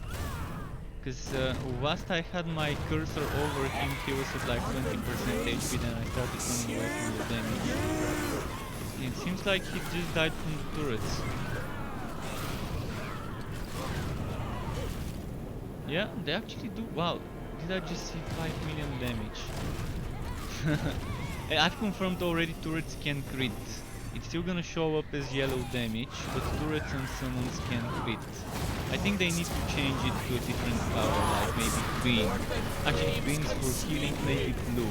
Some sort of new color to distinguish between pet and turret crits, or pet and turret normal damage. I mean, yeah, I understand that the character crits are different color than the character normal damage, but the pet normal damage and the turret normal damage right now is the same color as as the pet and turret crit and as the player normal damage, so it's pretty confusing sometimes. So at least the crits of the pets and turrets could be a different color.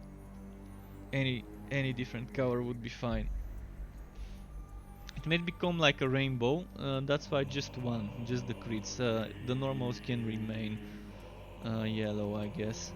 Let's do one more map and then maybe go on... Do we wanna go on Elessa maybe?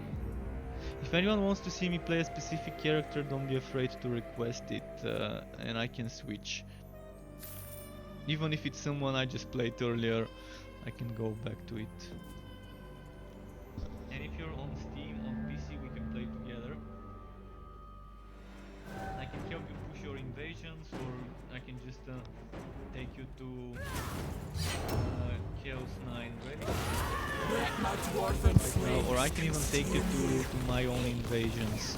Although if we're taking you to invasions, I'm gonna switch to another character, because my Kiwa right now is still on rank 10. I don't wanna push because they haven't fixed the rings. Right now on Kiwa there's still no invasion rings because there hasn't been a patch since she was introduced in the game.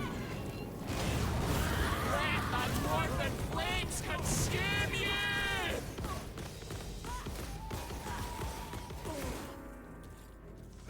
I'm pretty sure that right now the Chaosbane team is probably very small, so that's why we're not seeing updates that often.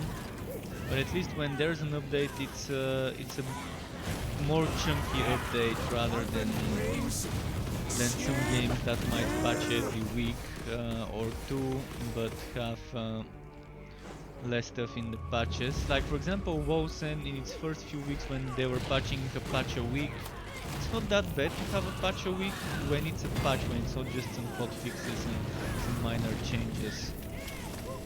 So a patch a week is okay if it's big enough. Although for a game that just launched, you might need to do at least maybe double that. And it was weird for me when Wilson said they can no longer do more. They can not do more than a single patch a week, which seems bullshit as an excuse. The excuse they gave was like that's their agreement with their company, their hosting company, the company that owns their server. That's pretty bullshit of an excuse. What sort of company only allows their customers to patch once a week? Oh, Messiah is again auto-hosting me on PC. I can see that. So Chaosbane right now I'm pretty sure has a smoking, that's why the patches are only once every 2-3 months. But at least those patches, the final patch came together at on the same day for 3 platforms. For PC, actually 4 platforms, because PC has Origin and Steam.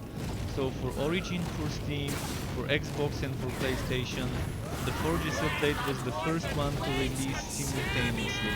Normally consoles were with 1 month delay most of the time after PC, so I think now they're both trying to make sure that they're always releasing the patches simultaneously. So I can see why they need so much time. I'm not sure whether the team even has 30-40 people. My guess is at most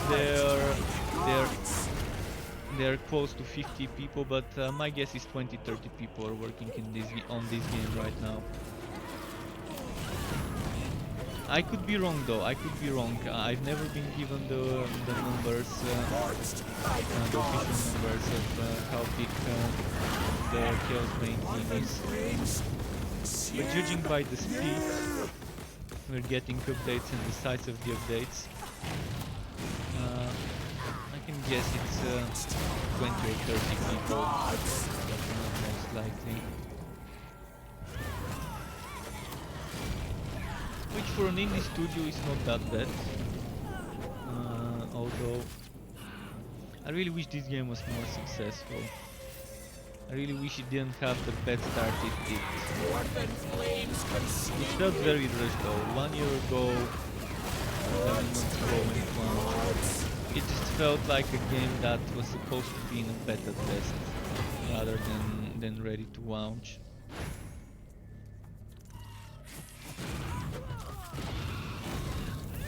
Kind of like Frozen.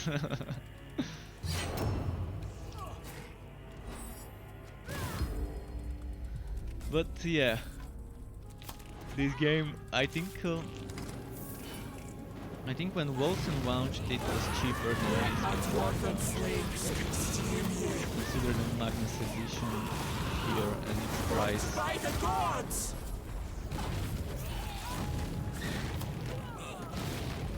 Oh, he said he couldn't invite me.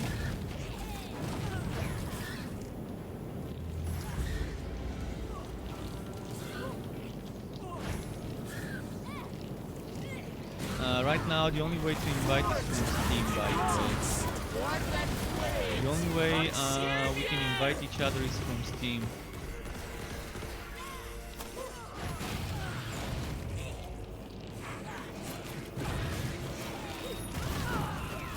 Forged by the gods!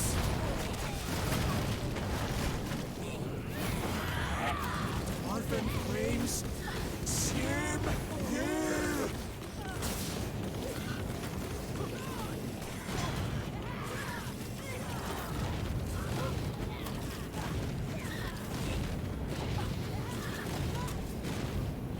I'm gonna message you.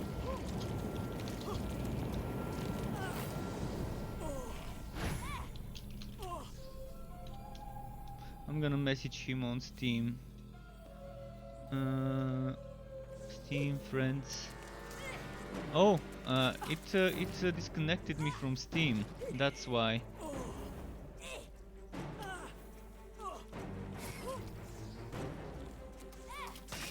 Somehow, I'm not sure how I got disconnected from Steam. Maybe my internet dropped for a moment, but I somehow ended up getting disconnected from Steam. That's probably why we lost connection between each other. I thought you got disconnected or something, but it must have been me. And I'm not sure how I was playing the game without my Steam getting connected. That was also weird. I for a second thought you got disconnected because, I don't know, we'll see. But anyways, let me finish this map and then feel free to invite me, or we can just keep running my map. Whatever is fine for me. Wait, that's not where the boss is. Where is it? Oh yeah, I see where it is. It's on the west side.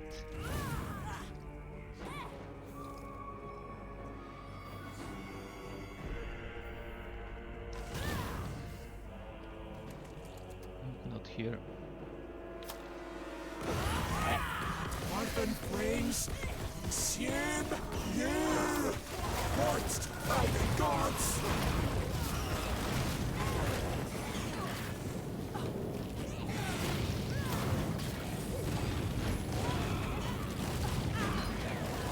Forged by the gods! The orphan flames consume me!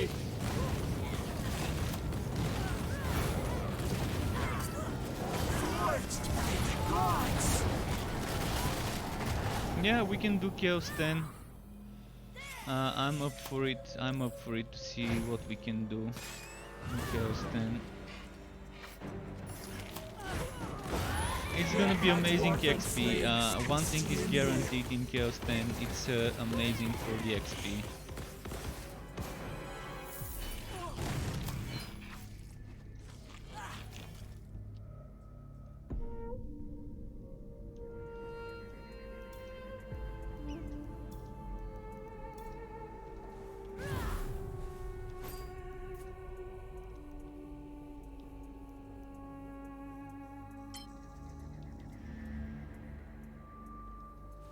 And by the way, I noticed this is broken. I noticed this. What's its name? This says damaging an enemy has chance to reduce damage taken for a few seconds, but I've been getting this without any enemy nearby, without damaging an enemy. So I think being damaged is what triggers this. Like for example, when you're bleeding in a map that says constantly bleeding, this triggers then. So maybe they worded it badly. Or maybe it's a bug, but I am able to get this to proc, legendary endurance to proc, when I take damage rather when the enemy takes damage. That's not bad, to be honest, it's pretty nice.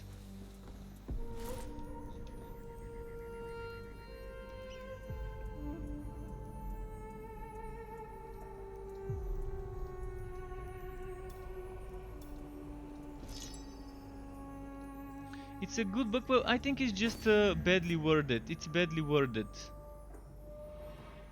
Because people might say, oh, I need to hit the enemy to make him do less damage, to make myself take less damage, but no, it's actually the enemy needs to hit you. In a way it's good, in another way it's bad, depending on your build. If your build depends on you getting hit or you avoiding hits. For a build like the Soan's build, it's definitely nice.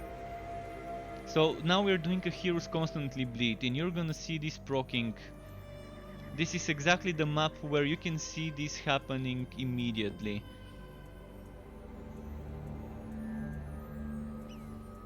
Legendary healing is good if you're using energy skills.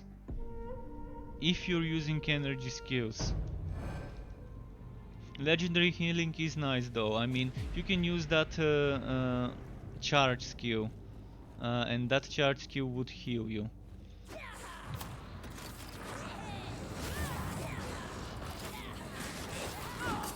Forged by the gods! Feel the wrath of my And let the flames consume you! You could try and use another energy skill as well. There are quite there aren't that many options, but you still have options if you want to implement some energy using skill to get that healing to proc. But that's the thing about the legendary healing. It only procs when you're using energy skills. It doesn't proc with cooldown skills. And your Soan build is more about using, I don't know, cooldown reduction and stuff like that.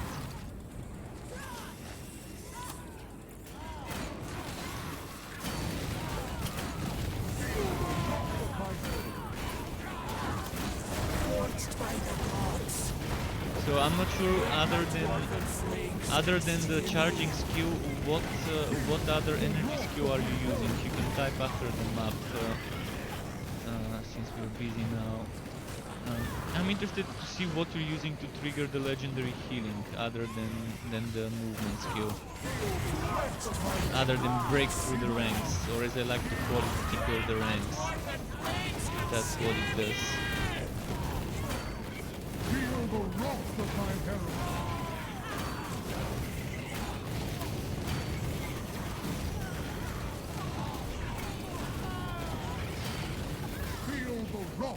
So it's not that slow. I mean, compared to Chaos 9, we're still clearing fast enough.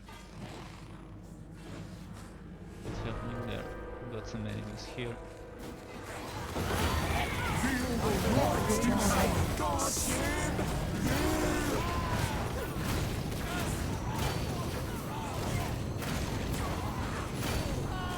And my hero can be so much stronger with full green items. I've got 5 green items and 5 red.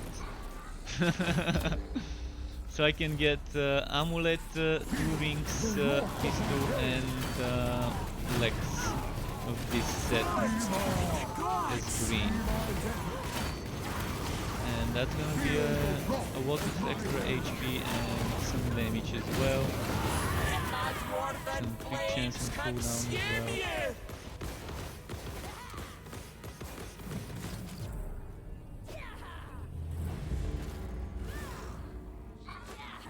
But yeah, Chaos 10, I don't think it's good for sowing, But when it's at least 2 people in the team, you're giving each other that little bit of extra edge, little bit of extra damage reduction, and a little bit of extra crit damage buff that you might need to make reasonably fast Chaos 10 runs. Feel the wrath of my herald.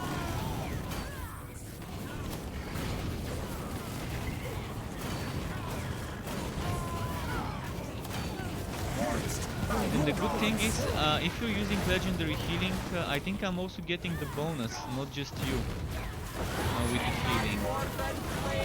And that's the good thing about legendary ranks. You can have 2 people using 3 completely different ones each, and that way you're gonna have all 6 of them rocking. And if you have 3 people, you can kind of max out 2 completely each of you, and then you're gonna have all 6 being maxed out with 400 points only on each person, rather than needing and with 4 people it's even better, even easier. So definitely the game gets easier the more people you've got. It's designed to be played in team.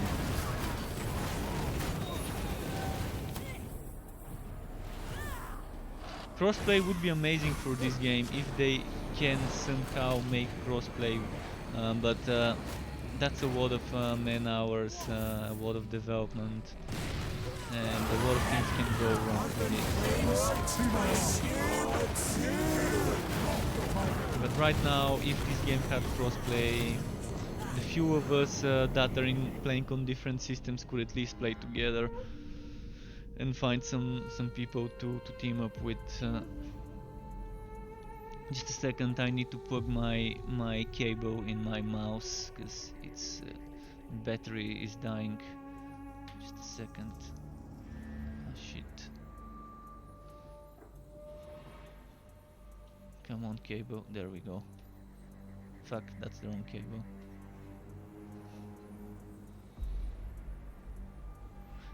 Yep, break through the ranks is enough. The problem is you have to keep holding it, but at least you proc it quite often.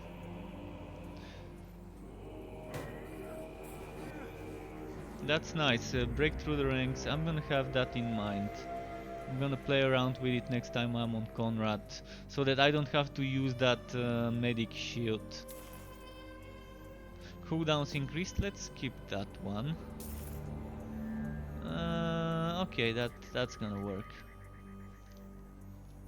Haven't been getting any Forges maps.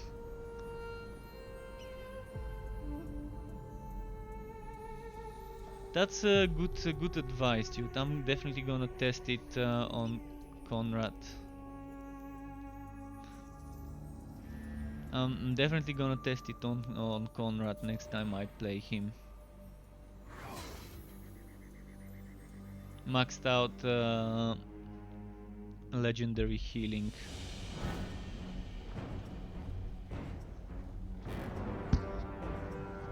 So if I get rid of if I get rid of endurance, let's say, and keep crushing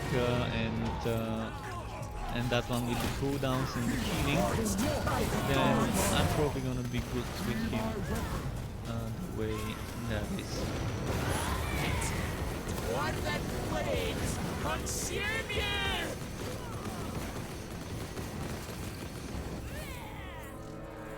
Oh, there's a room here. I'm gonna try and put them up for you. Alright, I'll put them up. Feel the wrath of my herald.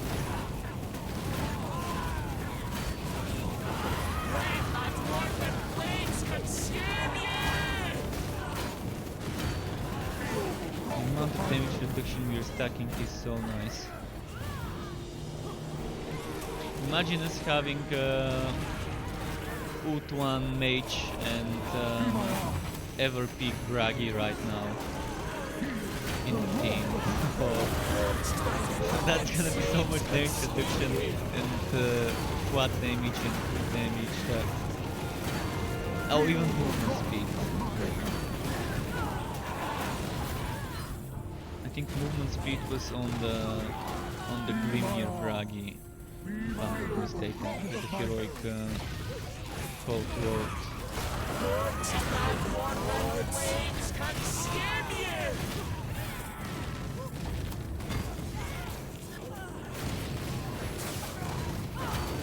Feel the wrath of my herald. Alright. Be my arm. Let's keep moving here. Oh, more elites. Let's see if there's another one to pull.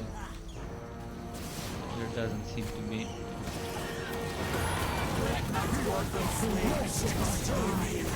Gods!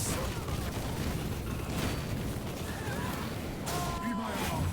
Be my weapon. Feel the wrath. By the way, another thing you might experiment with is the mastered damage reduction banner for crowd control immunity. It's smaller in radius, but it gives you immunity to crowd control. I'm not sure whether this was there before, but I tested it yesterday and it does seem to work nice against enemies that are using too much crowd control. Much smaller radius of the banner, and it costs 5 more skill points, but it's fun to test every now and then. I like using it on Act 2 when there's a lot of bulls, because you know how annoying those bulls are when they keep charging you sometimes. Feel the wrath of my herald. The only thing is it has less duration, but since the cooldown is 1 second, I think the duration can be just ignored. It being 4 seconds lower. Consume you! Feel the wrath Wow, of my this one's herald. beefy. Forged by the gods!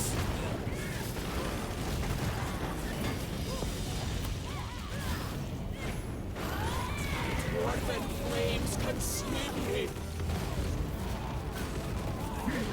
I'm getting that healing from you. The healer comrade, pretty nice.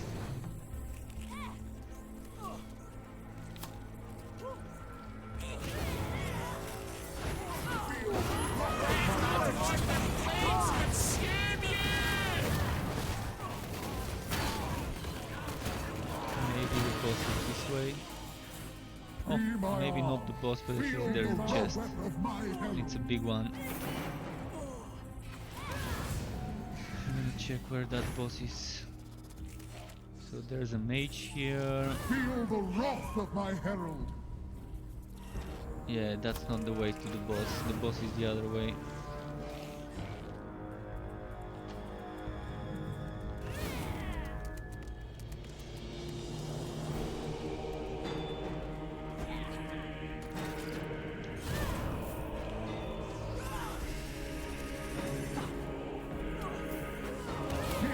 The wrath of my herald.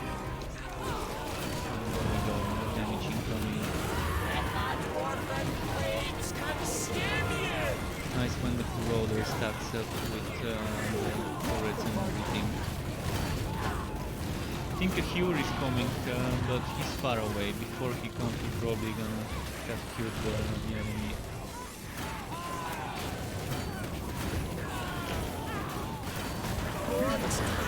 Dwarven flames consume you!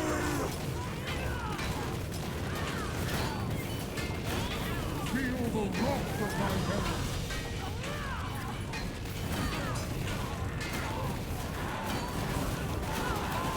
Forged by the gods! Feel the wrath of my herald. Dwarven flames consume you! So far, the game hasn't been giving us much loot. I'm kind of in a dry spell. I've only gotten one green item, and we're even doing Chaos 10. So that's weird. Normally, even on Chaos 7, 6, 8 I'm getting killed with more often than now. Probably just unlucky streak. What the flames consume you!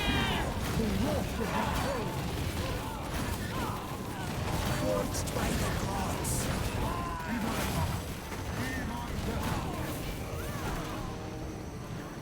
I'm gonna let you woot, because maybe you're lucky. Well, still didn't get shit. I mean, I'm very unlucky when it comes to Kiwa. I still have a bunch of greens and stuff, but never the ones I need for that specific build.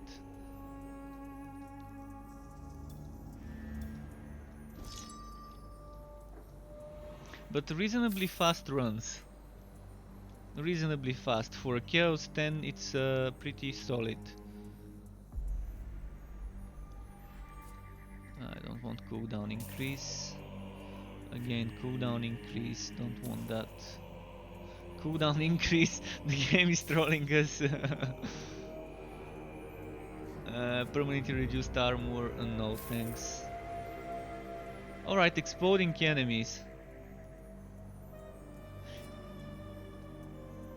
You're still using only old build?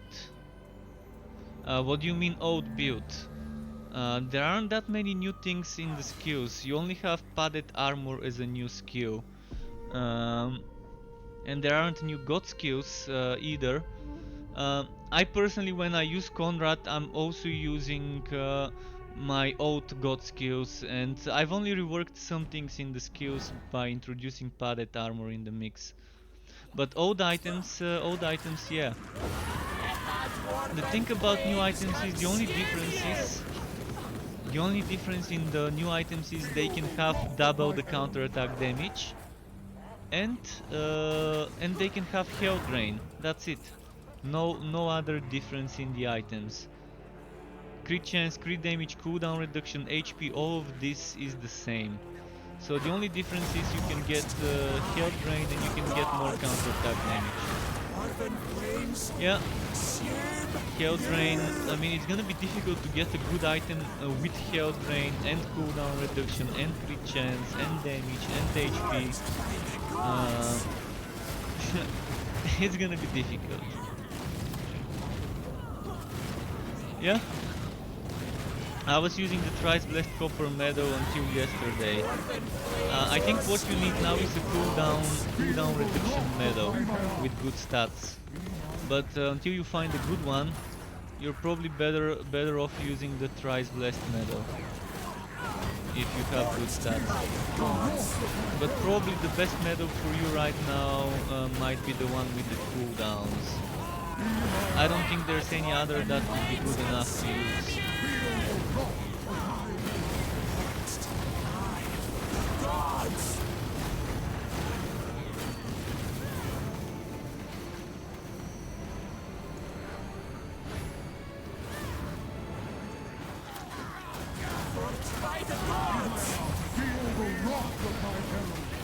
Look at the FPS drops. If you're wondering why my FPS is dropping so much, it's because of this exploding enemies map modifier. The animation is very heavy and needs to be optimized. And it's been like that since day one. Blaze Sabatons, I keep getting the same exact boots. At least it's a green item, so that's nice. So 2 drops today, both of them the same boots. For the same set.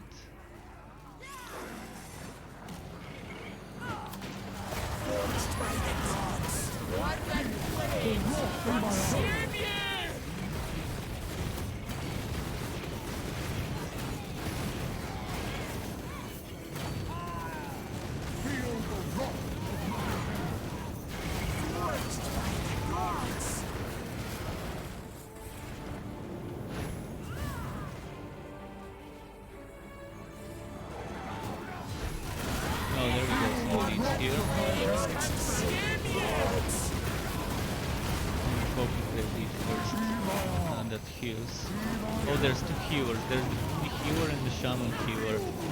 Maybe the shaman healer heals more.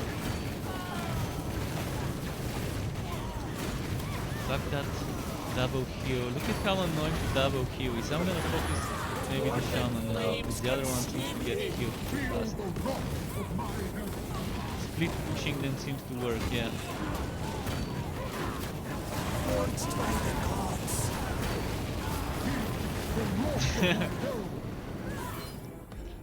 Now they feel a bit more bullet spongy when they have that much healing. Okay, I'm gonna grab the healer kill the other guy just to keep him busy. And again, there's two healers. I say shaman first. If you're gonna pick which healer first, I think maybe the shaman first is the better option.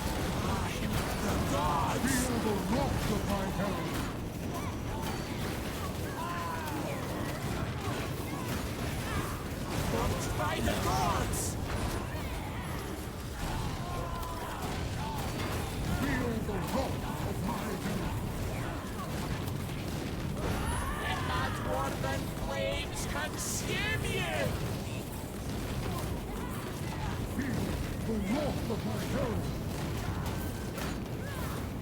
Okay, those annoying healers, man. They can be pretty bullet spongy, as I said.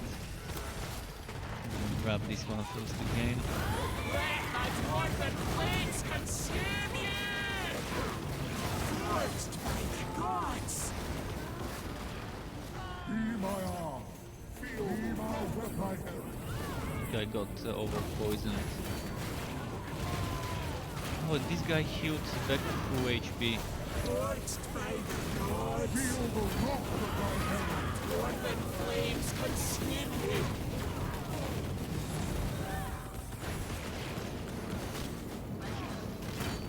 Be my arm. Feel the wrath of my hand. Let's see where the chest is. There's probably another one here. I'm gonna quickly check if there's another chest on this side. There might be a big one. Oh yeah, there's a big chest here. Might wanna check if it dropped something for you. Nothing much dropped for me.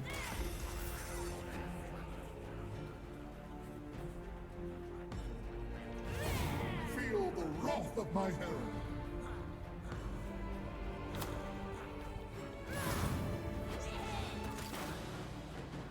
Oh, a green item from the relic chest for me.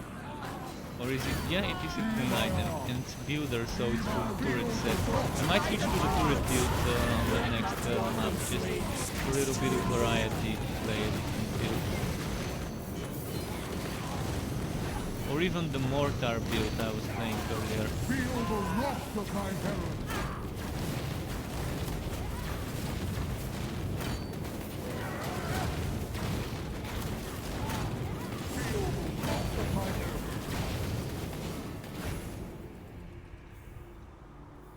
See that mountain pendant. It might be better than my current one, even though it's a red one.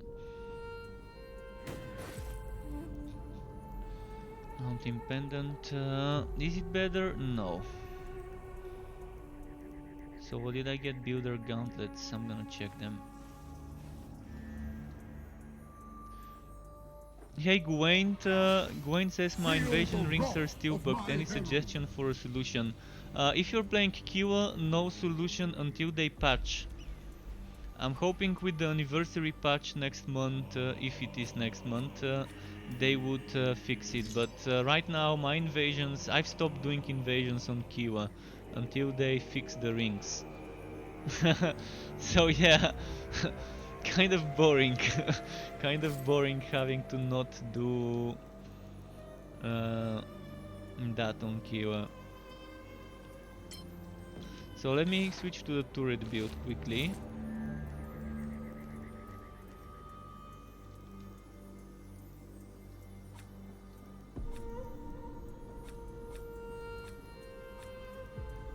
And I want to change those gauntlets if they are better.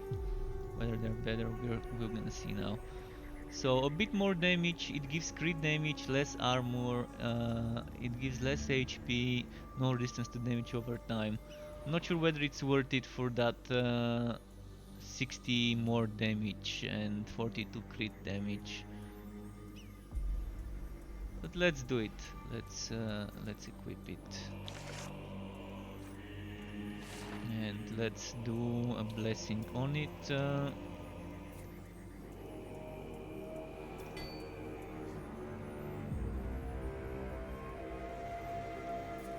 Give me more damage. Okay, just gonna quickly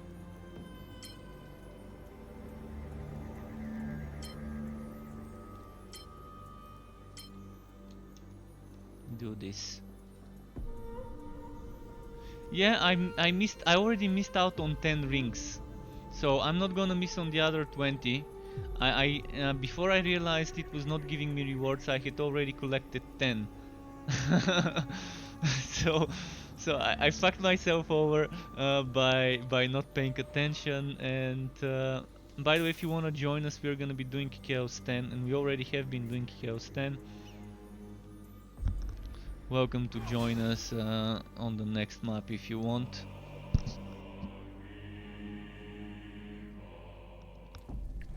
Indeed. I'm doing this so that other people don't do it. Did the mistakes first, so at least I could warn people not to do the same mistakes I did without noticing what was happening on time. So I'm not doing as much damage now with the turret build compared to before with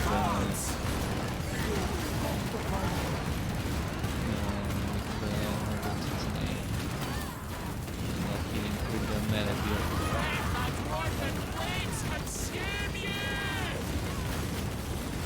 Wow, look at them. Is that invulnerable enemies? Mods or...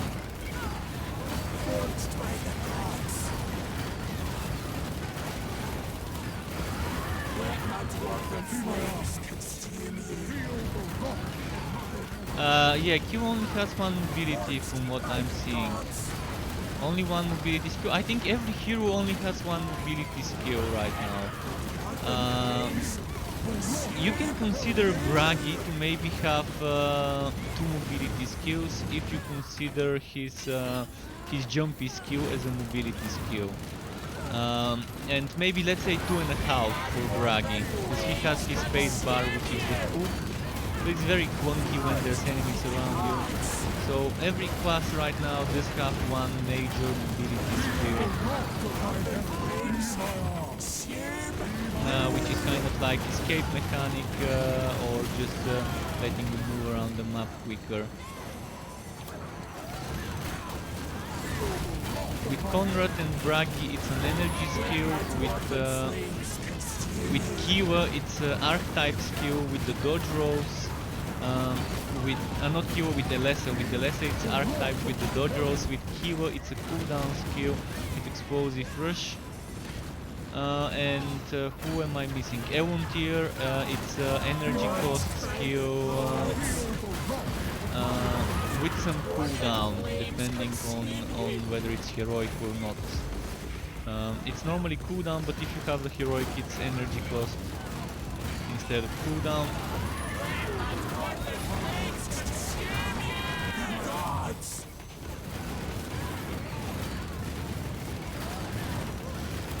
Conrad probably has one of the best movement skills when you're using the Belcoradris, the heroic version teleport. Otherwise, Bragi probably is the best when it comes to movement, especially if you're using the God skill that makes you not take, not use any energy when using skills. That allows you to keep moving all the time for free.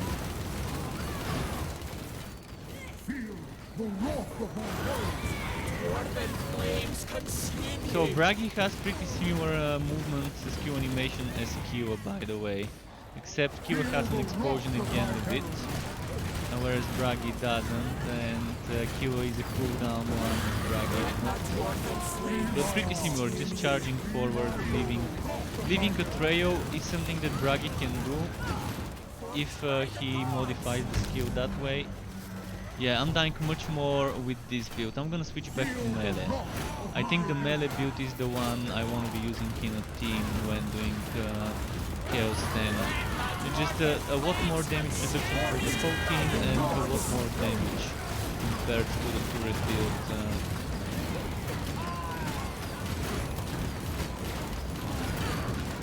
And if I'm playing in a team on this map, it's barely... I can barely tell where the damage of the enemies is going. From all the effects on the screen, it's so hard to see where the missiles are falling. Have two healers next to each other.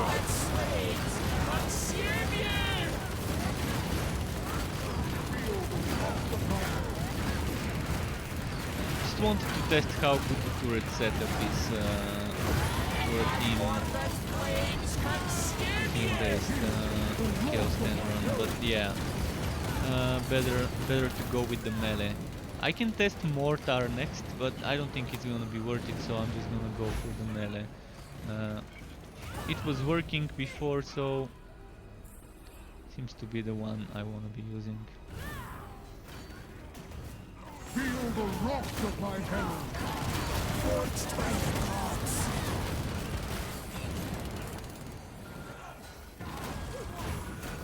Be my arm. Let not the warrior flames consume the gods.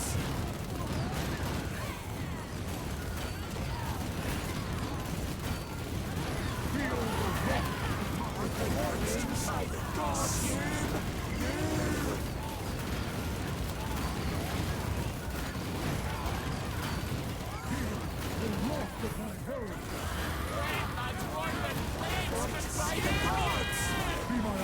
Look at all that tankiness. Did he just teleport on? He was almost dead. Wow, okay.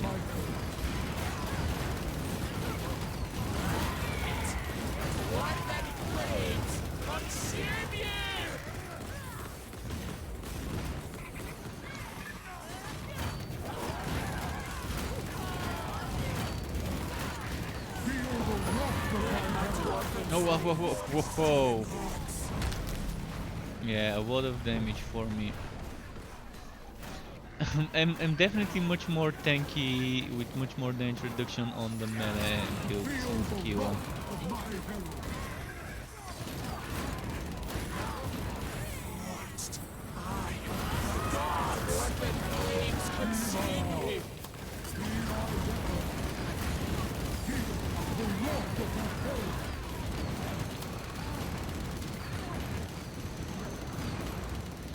And that legendary healing doesn't seem to be applying to me. Or maybe we're debuffed or something, I don't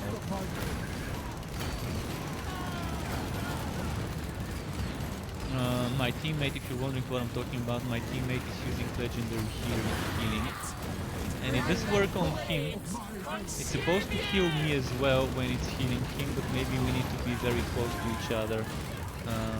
In regards to proximity.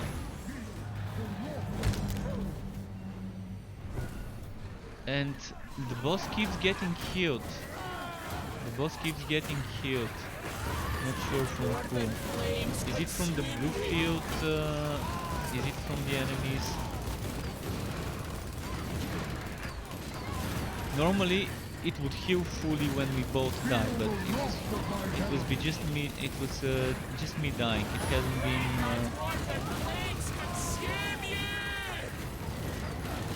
happening yet, like a full kill because of both of us dying at the same time. In fact, he hasn't died yet.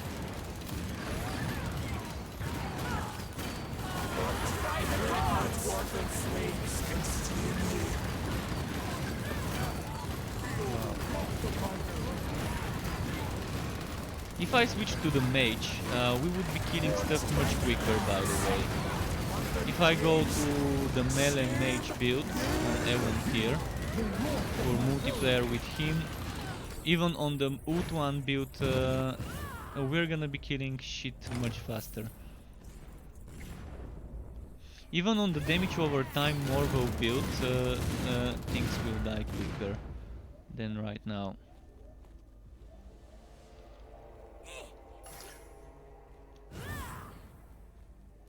But I could confirm it. Turret, not the most optimal keyword build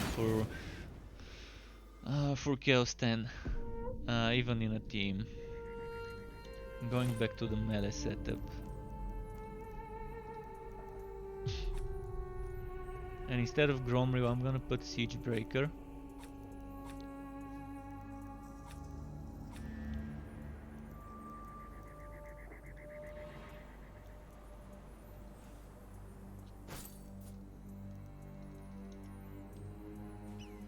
You're hitting 30 million with my buffs. Nice. Nice. Let me see what buffs I can give you with this.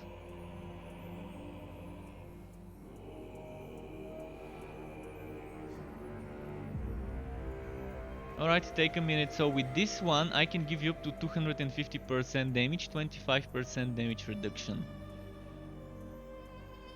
With this set. As long as I'm doing melee attacks, I can get those stacks for us. And when I get those stacks, you're getting all that damage bonus. That's why I like using this. It's very good for team play. The Guerra, welcome to my stream, The Guerra. Yes, I'm streaming the game, and not only am I streaming the game, I also have a teammate with me. And if anyone wants to join us on Steam on PC, feel free to let us know, and I'm gonna add you to my Steam friends list, and we can do some maps together. Definitely, the more the better, the more the merrier in this game. The whole game is designed in such a way that it's much easier when you play with someone else, because you're stacking buffs. Well, if you have reached the end game, if you have completed the story, you can play with us. You can be freshly level 50, you can even be level 40. As long as you have completed the story, you can just join us. Even if you haven't completed the story, you can still join us. Just let me know if you want a Steam invite link. Actually, I'm just gonna send the Steam invite link in case anyone wants to join us.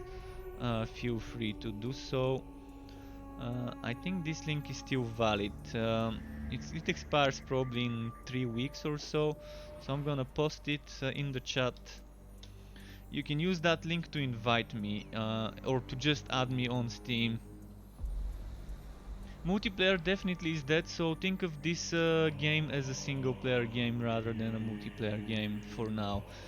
If you're lucky, sometimes you might end up finding someone like me streaming the game and then join a game, but that's so hard to find. I guess. I think there's every now and then some non-English speaking streamers playing that game for a while, but people probably get bored of it quickly.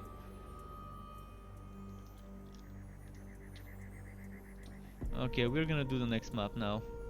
So whoever wants to join us, it would have to be from the next one.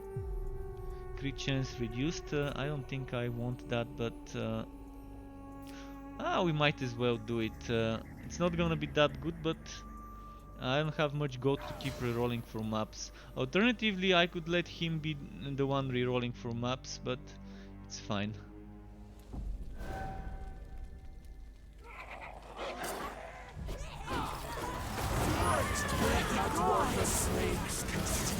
So with this set, I'm giving us 25 damage reduction and 250 damage. Okay, he's gonna be the one rolling the maps next time. If you want, we can cancel this one and we can start a new one. If you don't want to be doing a map with half the crit chance, I don't mind it.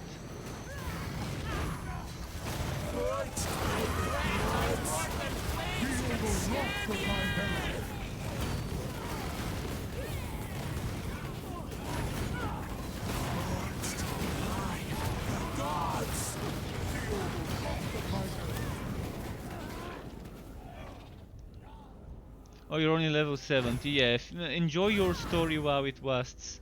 Enjoy your story while it lasts, and once you're done with the story, with those 6 chapters, or 5 if you don't have the Tom King's DLC, uh, then you can always hit me up, add me on Discord if you want it,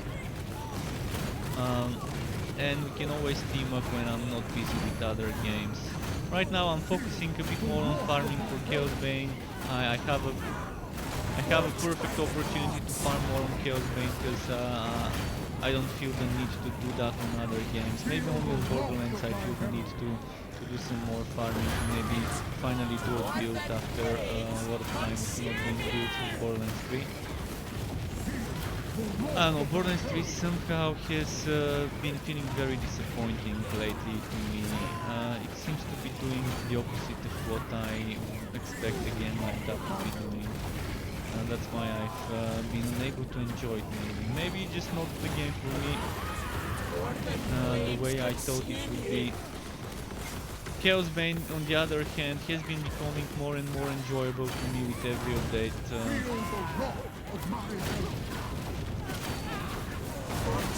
Small changes, but impactful, and even the little bit of quality of life changes we've received is pretty good. Oh, okay. I can adjust this. I can adjust this. Actually, gonna do it now. I'm gonna adjust this after this match. After this game, because I wanna get wrecked. Maybe I can go here and survive in the corner. See if I can survive in the corner for a second.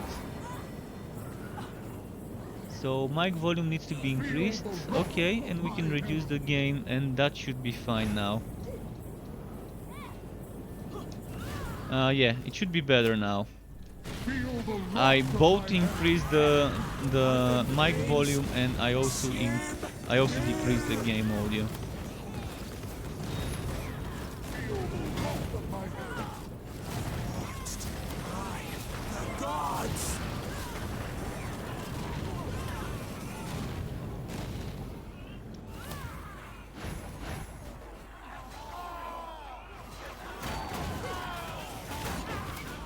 One there in the middle though.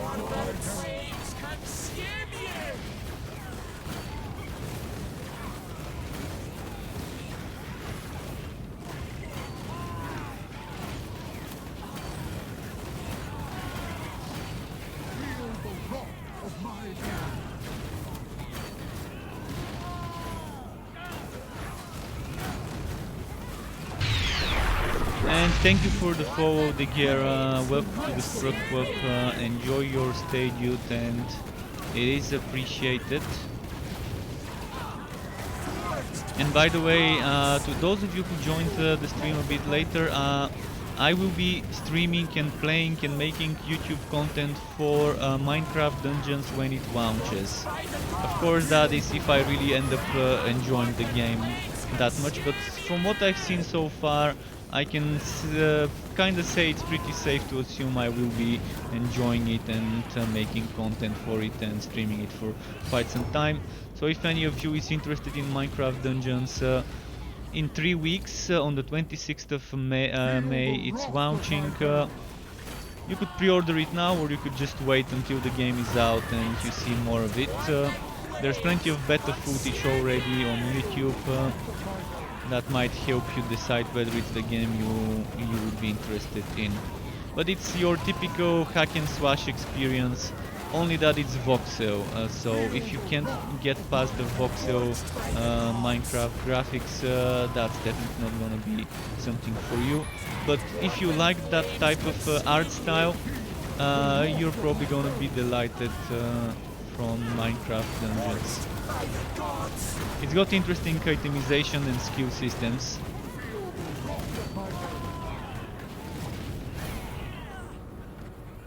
And it's got some randomization on the endgame content as well. Apparently infinite replayability. But until I play it and see for myself, I'm not gonna be able to confirm whether it really does feel that way. Hopefully it doesn't get too repetitive. This is the main thing that that people end up quitting ARPGs for, when they end up getting too repetitive endgame wise. That's why it's good to have a few to swap a bit in between. When one ARPG gets an update, play it for a bit, then return to another one that gets an update, and so on, just to be hopping in between 2-3 games. I think in this genre is always a nice choice. I've got Torchlight 3, which is under NDA still, and I can't stream. I've got this game. I've got Last Epoch as well recently. I even have Grim Dawn and Titan Quest, but I'm not playing those much lately. I'm not streaming those much lately, but I do have them in my game libraries in one or another account.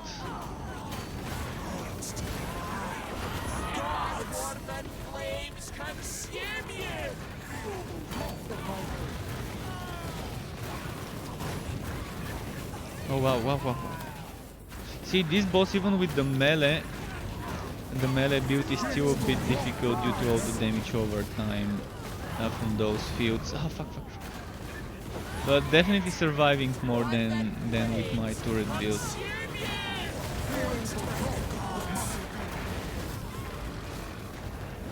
Just that those damage over time fields are overpowered, and they can spam them without cooldown, which is pretty annoying. Can't wait for them to redo relic hunts and to introduce the survival mode called Tower of Chaos in this game. I've got a video on YouTube that talks about the different things you can do once you finish the story mode, and in that video I've included info about the upcoming Tower of Chaos, which would be kind of a survival mode, similar to Grim Dawn's Crucible in a way, if you are familiar with it.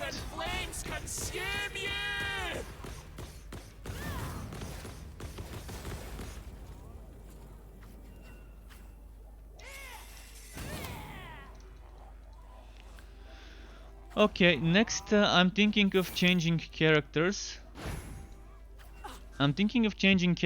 So it's probably getting boring seeing me play the same character over and over again. I'm gonna do a little bit of. Well, I haven't played the elf, the wood elf, but I don't want to play the wood elf now. So EZD, you can host and I can join you, and I'm gonna quickly change characters.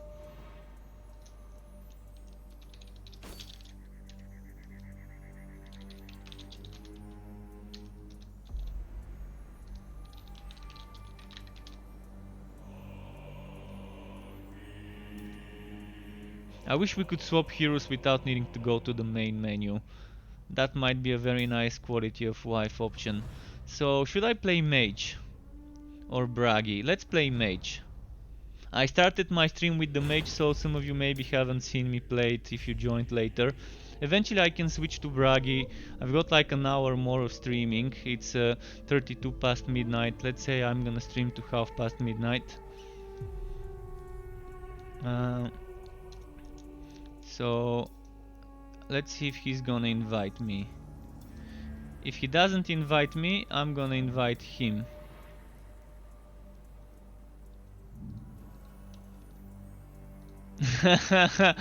Is that what he looks like? Well, he does have some sort of fur on his back.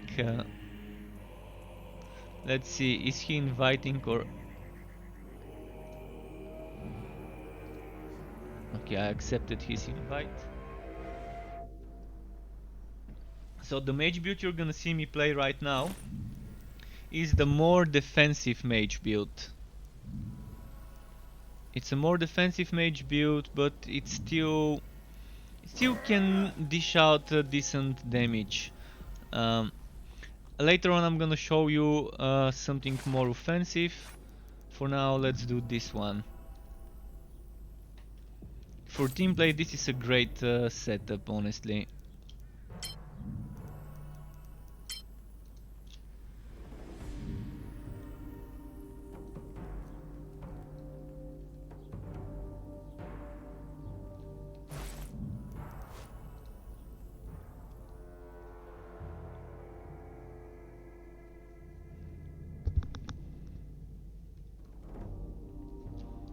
So this should help him with the cooldown reduction.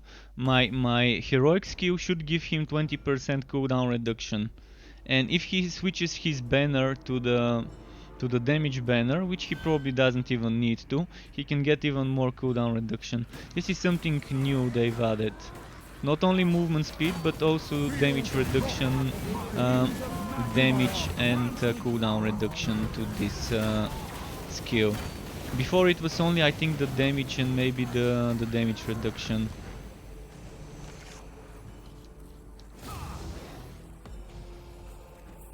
To this dome. May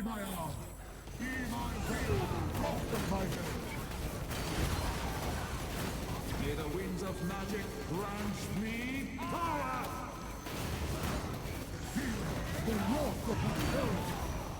Wait, where is the healer? I don't see it.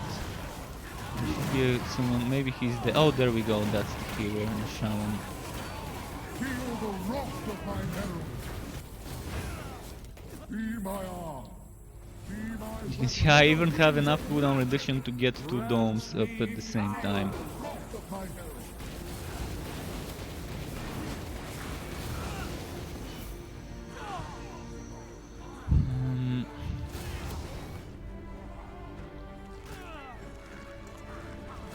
Damage banner, oh nice.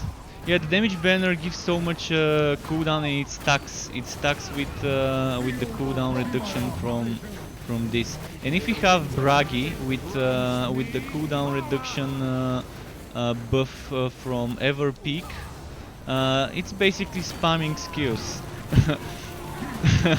It's basically skill spam, cooldown skill spam.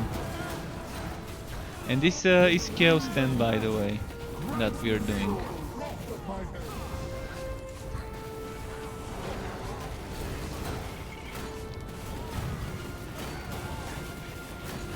Feel the wrath of my herald. Winds of magic grant me Be my arm. Be my weapon.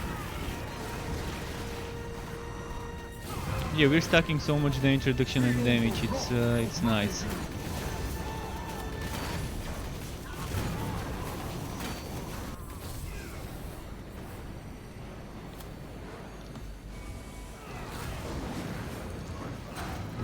May the winds of magic grant me Be my arm. Be my weapon. May the winds of Feel the wrath of my herald. Okay, I'm gonna go after the healer. May the winds of magic grant me power! And let's see what's next. I think it's the boss room now after the corner.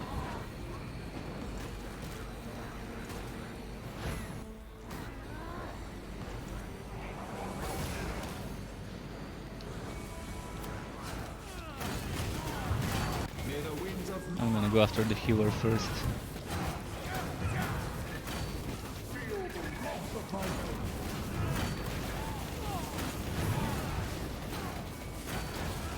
May the winds of magic grant me Wow, those knockbacks. So this is not a build with that much damage, because I'm not using the most damagey set, but for team play I think this is the better option.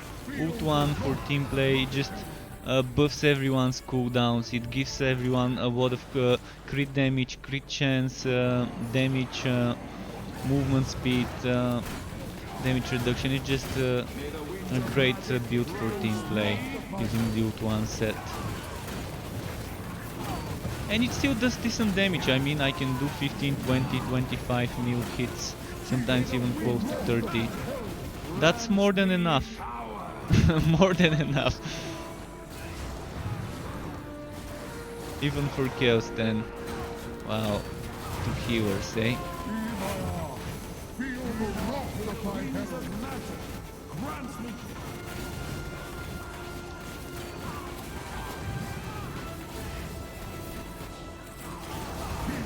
The wrath of my herald.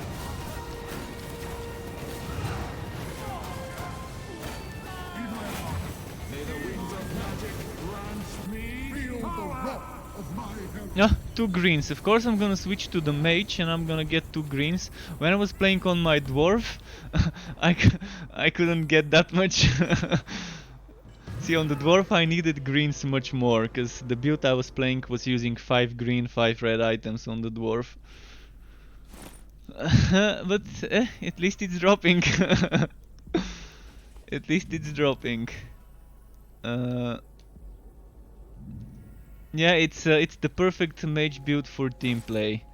That's the passives that I'm using. I'm not sure why this keeps disappearing. So that's the passives I'm using. Fortress of Willpower, Superior Arcane Binding Master, Arcane Secret Superior, Duelist Chain Reaction, Hero of the Desert, Padded Armor. You can see the actives, and this is the God Skills. 0 points here, so you don't even need the God Skills DLC to play this. We're getting some HP here with cooldown on the way. Etheric Storm, Fortress of Willpower, Arcane Secrets, crit damage here, and some more crit damage here. It's good. It's definitely something that works well.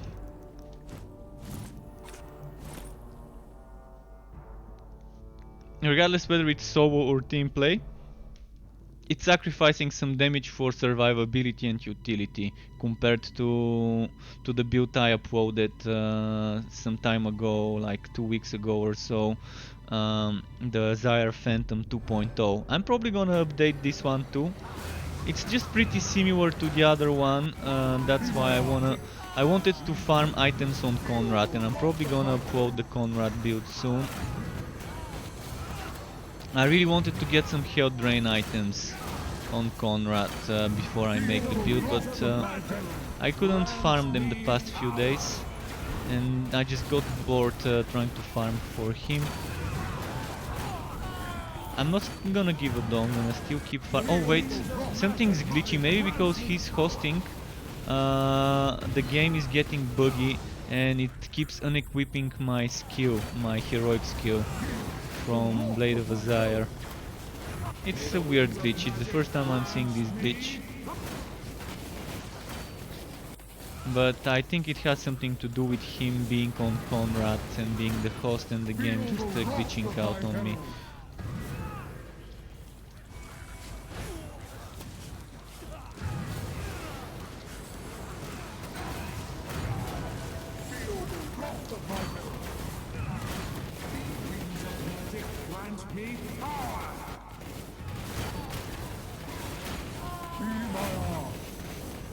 Let's go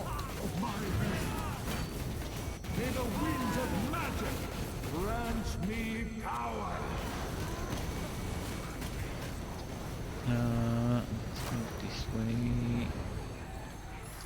Group them up more. And there we go. How many elites we put together. And another green. See, I switched to the mage and it just starts dropping like crazy.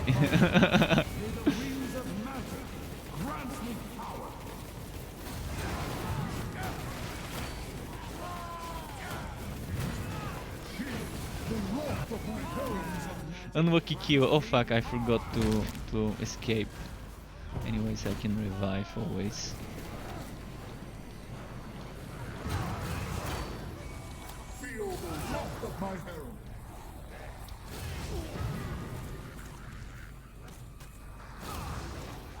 What am I using? I think I'm using the normal items. Phase Shift Amulet,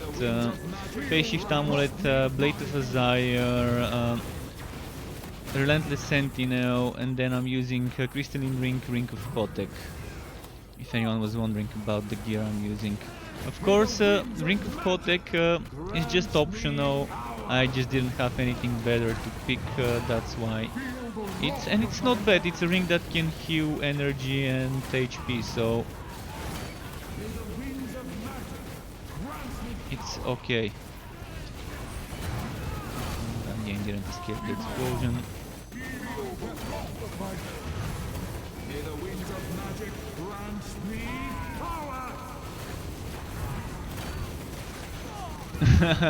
power! Is it portals? Demonic portals regularly appear, and that's why we just keep getting those spawns. You can see the XP is going pretty smoothly. Even at our current levels, legend levels, he's at 308, I'm at 498. We're still getting close to a level per map on Chaos 10, depending on how many enemies we kill in the map, of course.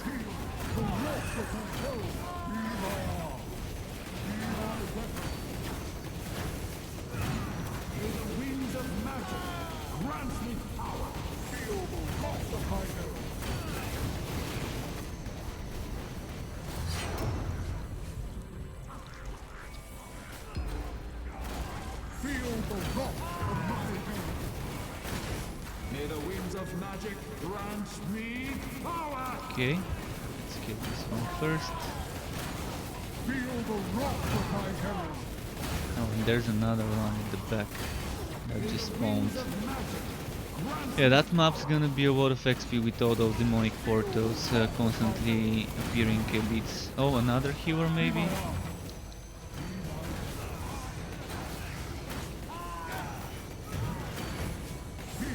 The wrath of my herald. Winds of magic grant me power! Feel the wrath. Look at how many buffs we're stacking. There's buffs from him, buffs from me. As I said, now we just need a Bragi on the Ever Peak set. In the team, and whatever else, like a Q on the melee build would be perfect to combine it. And then the damage we're gonna be doing would be not just the damage, the cooldown reduction would be amazing as well.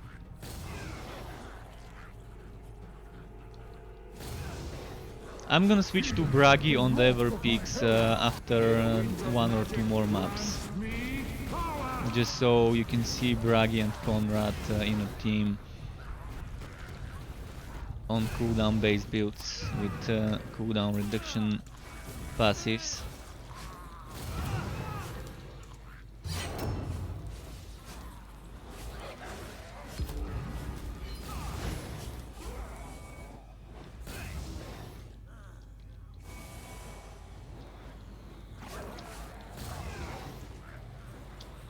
Oh fuck, I keep getting stuck in the walls.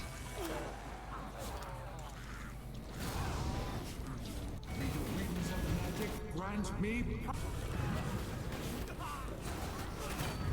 Feel the wrath of my herald. Be my arm. May the winds of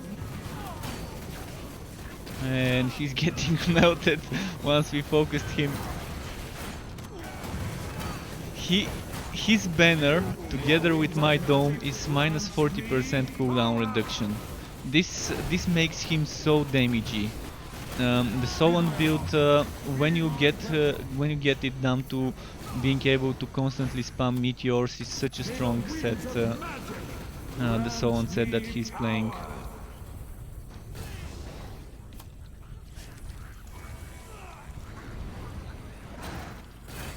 Be my arm. Be my weapon. Feel the wrath of my herald.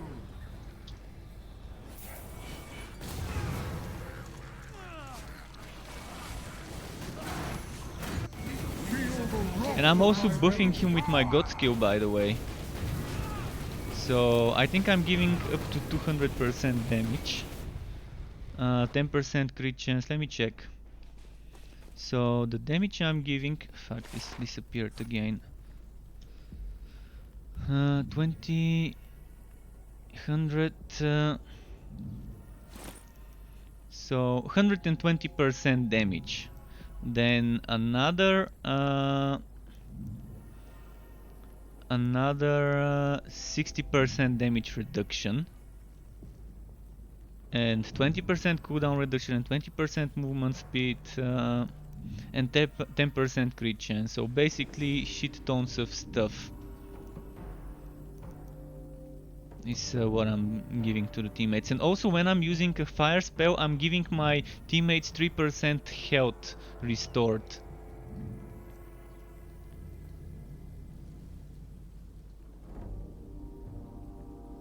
50% health restored when I'm casting fire spell, and I'm casting fire spells all the time. This is a fire spell. This is a fire spell. This one, every second hit is a fire spell.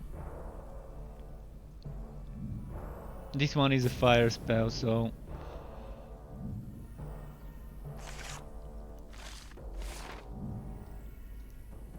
those don't apply to my teammates. So I'm gonna do this map and then I'm gonna switch to Bragi. Maybe I'm gonna do after this map. I'm gonna switch to the more damage oriented setup, just so you can see the difference between the Dragon Tamer and Ult 1. And then switch to Bragi. So this map on this set, another map on Dragon Tamer, and then Bragi with fuck one shot.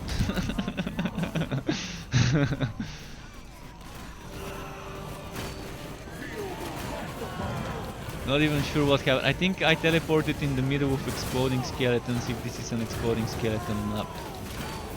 I need to check. I don't think I can even check the modifiers unless they fixed it.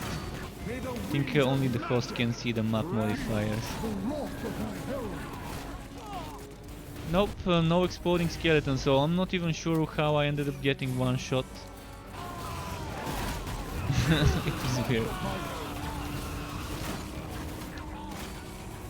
May the winds of magic grant me power!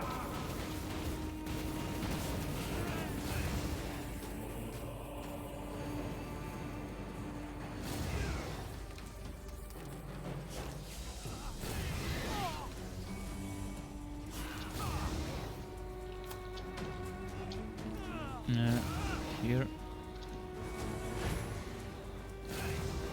What? How? Oh, never mind, that's not the Feel way. the wrath of my herald. Be my arm. Give me the wings of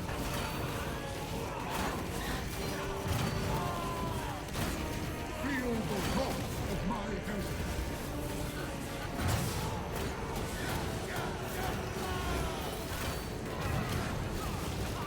Okay. May the winds of magic. Feel the wrath of my herald. A lot of pew pew pew. Oh, a healer here. Magic. Feel the wrath of my herald.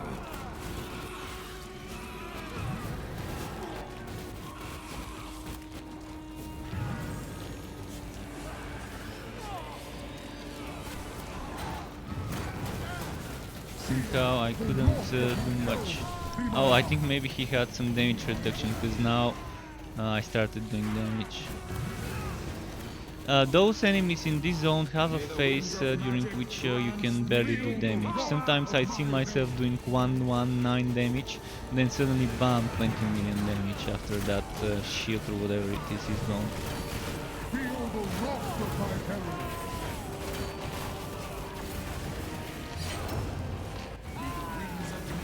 Grant me power! Ooh. That was close.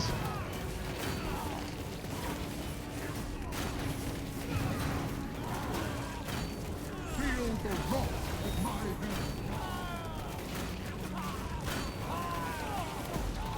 May the winds of magic Let's go to the boss fight. I think it's right around the corner here.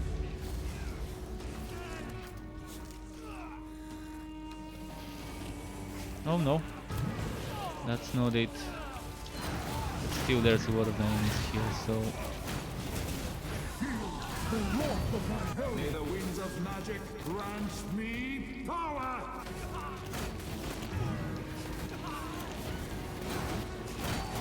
Be my arm. Be my herald. Some chest here, I'm gonna check it. Junk. Junk in the trunk. Feel the wrath of my herald. Oh, there it is, big boy Scorp. Grant me Let's focus him now. Feel the wrath of my herald.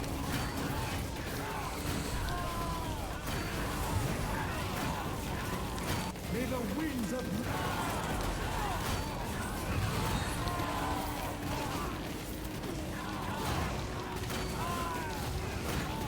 feel the wrath of my heralds. Me.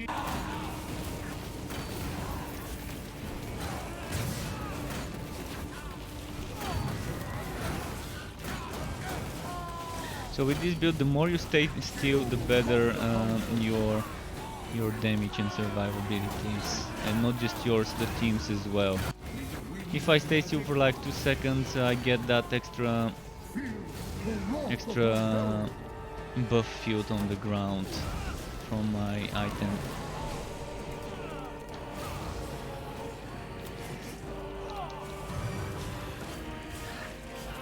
So it's perfect to play with Conrad on a banner build. We're just doing a bunker.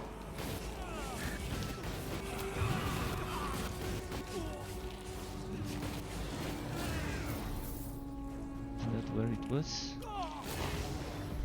Junk. Okay, I'm gonna do Dragon Tamer now. So I'm gonna switch to the other build. Just gonna replace my weapon offhand and rings and amulet.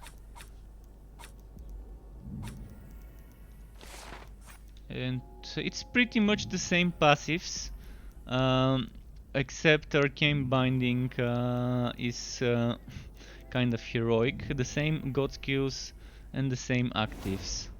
Exactly the same. Just different set. Small difference.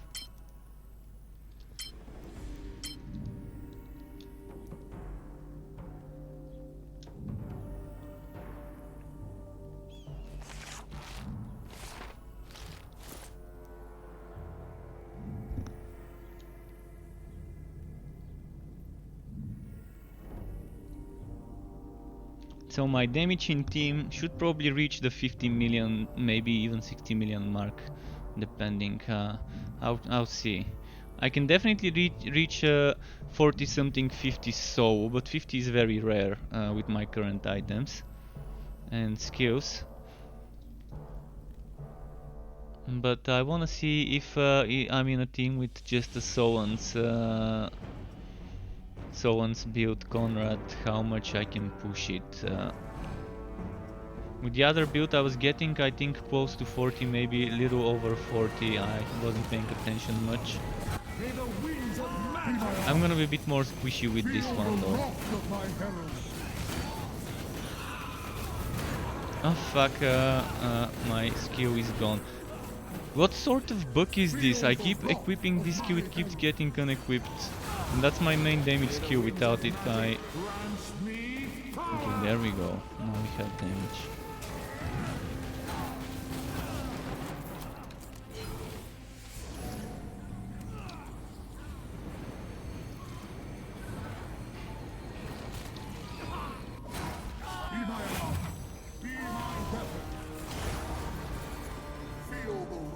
Yay, rank 500.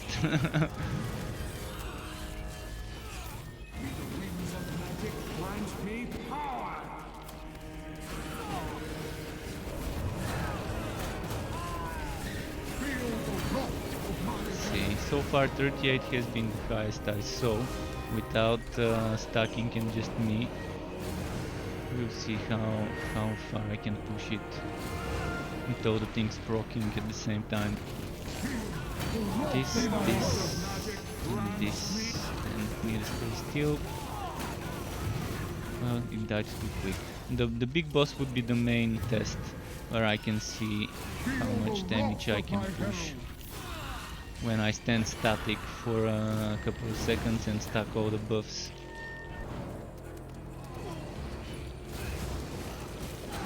Maybe we're going this way. The wrath of my herald.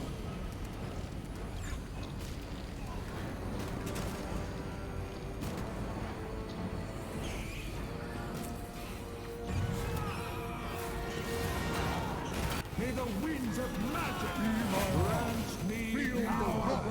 45. Okay, so definitely think I can push past 50 without a problem, even the way it is set up right now for I have it set up a bit balanced right now. I've got more damage reduction than I need to, and I don't have the legendary punishment. I don't have it, but not sure I really even need it.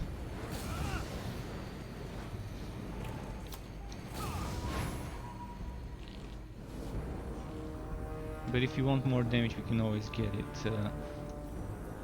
It's only one person in the team that needs to have it, so the more people you have in the team, the easier it is to stack all those legendary skills.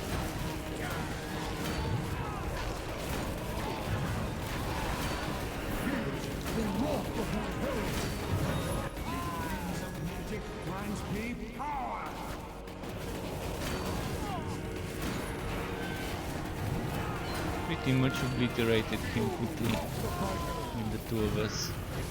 May the winds of magic grant me power! Next would be to see how much damage I can squeeze on Bragi without the strongest set, with just the most spammy set. Endeavor peaks. One. Oh fuck, I forgot to teleport. Feel the wrath of my herald.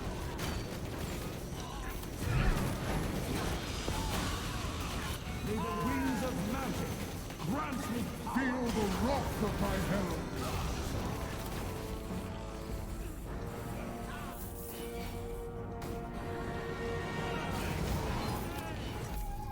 Okay, now I am quickly changing to Slayer.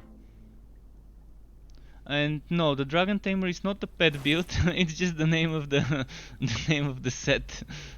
It's called Dragon Tamer, but it's actually one. And thank you for the grats on 50 on 500. It's just a set that gives you a heroic version of this passive here, Arcane Binding. So let's go on Bragi.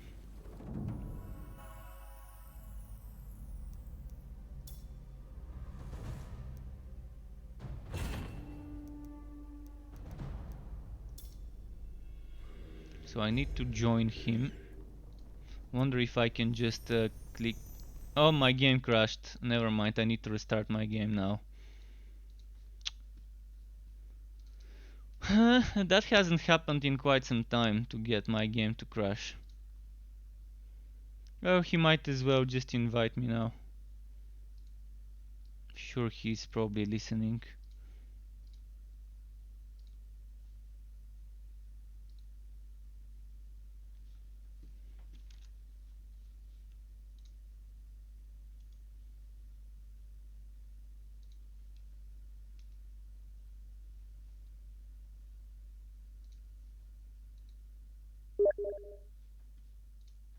And there's the invite. I'm joining now. Connecting to game. Would it ask me to pick character, or would it just join me with the last played character? I'm in the mage. I need to leave because it's not remembering I switched to Bragi. It's a glitch due to the crash.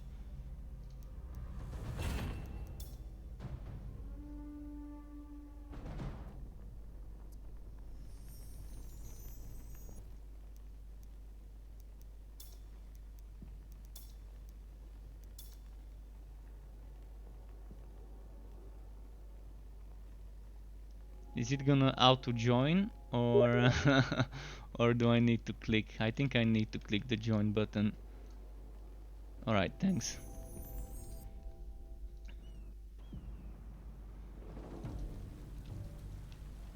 Just quickly checking passives, actives, everything is the way I like it. Yeah.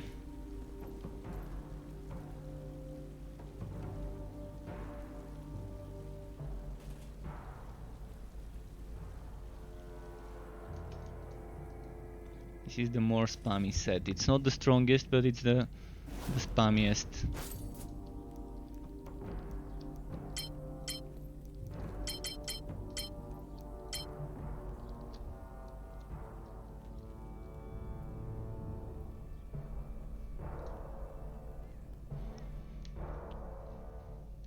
Now let's do some jumpy jumps.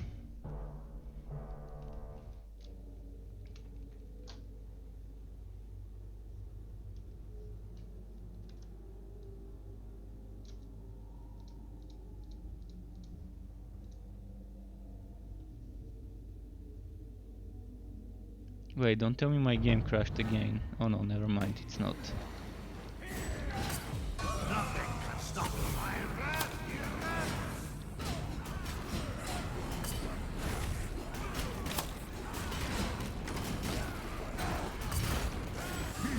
The wrath of my herald be my arm.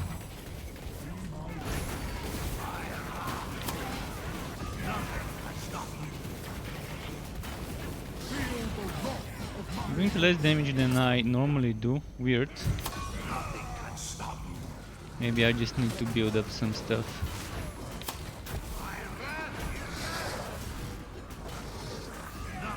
be my arm. Be my weapon.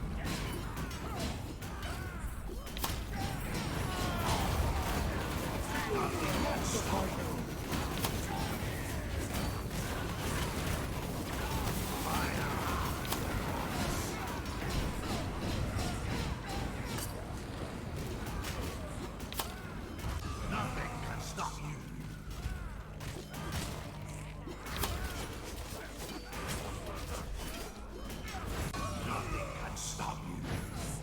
Am I lost or did he disconnect? Oh, never mind, he's here. I was seeing his banner up there at the top and I was wondering why is his banner there, but why is he not there? There we go, now we're here.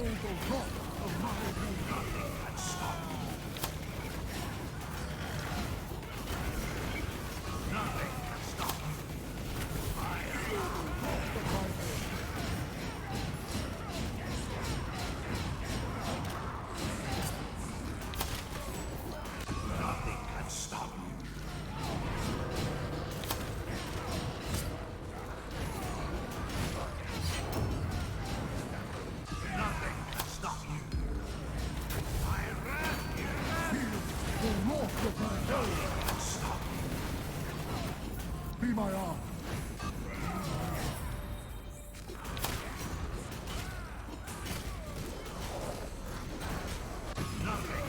Pretty nice. And that's not with the strongest set on Bragi, and I'm not going for a glass cannon build right now. And it's still doing okay damage. It could be much better with... if I have items with more damage, not damage but with more cooldown reduction. If I have more cooldown reduction from items, I can remove some cooldown reduction from the god skills to get more flat damage, counter attack damage, and yeah, it's gonna be pretty much. I can squeeze probably around another 15-20% more damage to what I do right now, even on this set. But min-maxing the gear would be much easier if they add a rerolling system. We really need some sort of a rerolling system. That's gonna be probably the best thing they can do to that system, to the optimization system right now.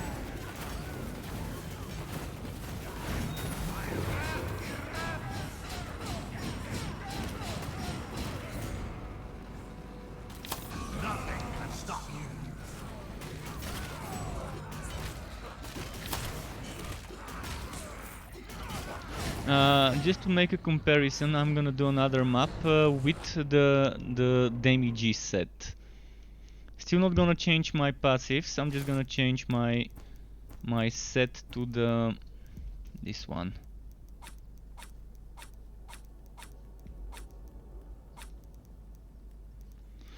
To the undefeated. So passive wise, it's exactly the same. And god skill wise and active skills and everything. The only difference is a heroic was Bastion instead of heroic Anvil Strike. I'm gonna keep the same legendary ranks.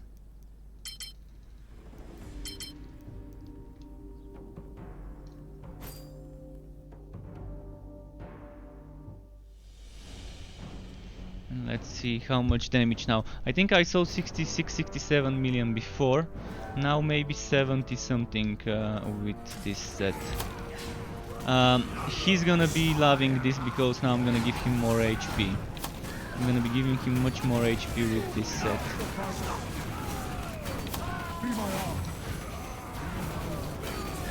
But you can see I'm spamming my jumpy skill less often with this one.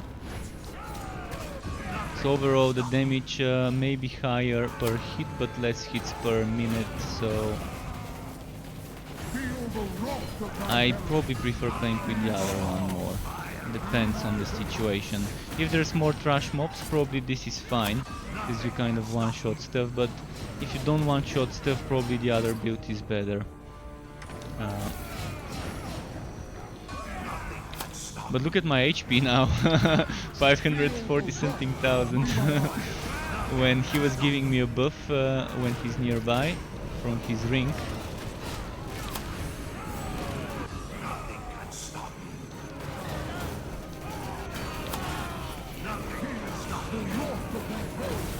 This is what I mean, this game is meant to be played together. And that's how they've designed the difficulties of the final stages like Chaos 10, 9. They meant it to be played together, but with the current player base is so split in between different platforms and so scarce when it comes to player base, it's kind of sad that most of the times we're playing solo. Some people like solo self-found, they like just playing solo, and for a solo self-found player this game could provide some fun times indeed. For someone who always plays solo.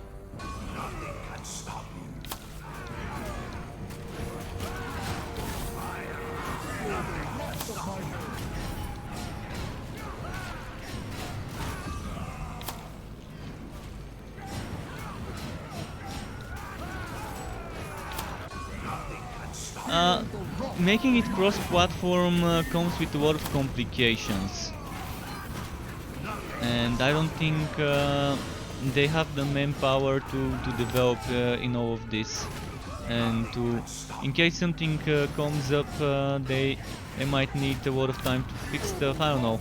I've heard a lot of things about crossplay, and I've heard that crossplay between Xbox and Windows is not that big of a problem, but when it comes to PlayStation 4, Sony is a little bit of a fickle bitch themselves, so I don't know exactly how things are. One thing is for sure, when you're doing cross-platform you need to be patching at the same time. You need to be ensuring that once PC gets a patch, PlayStation is getting the patch. And this game has only done this once, with the last update. If they keep doing this, giving us the patches at the same time on each platform, then cross-platform would be probably easier. 75 mil hits, that was nice.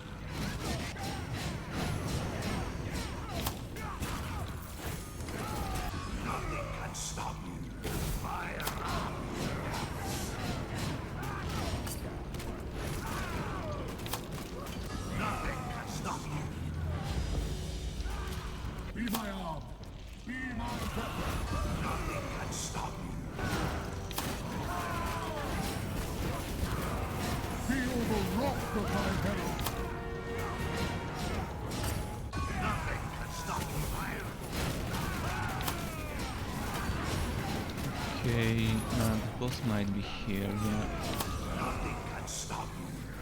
Here it is.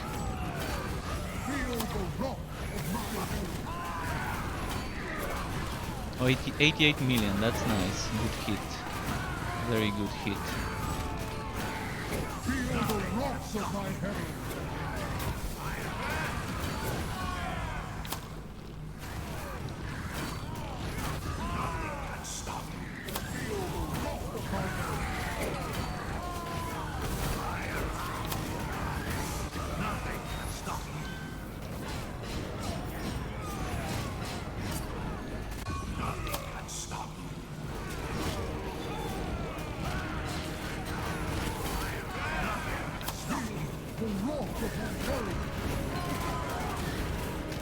This is much stronger damage wise if there's nearby enemies that are bleeding, but if I one-shot everything, of course I'm not gonna get all that extra damage. And even in Chaos 10 it's hard to get 10 bleeding enemies near me for more than one hit. For like hitting them once, and then with the second hit they're probably gonna be dead.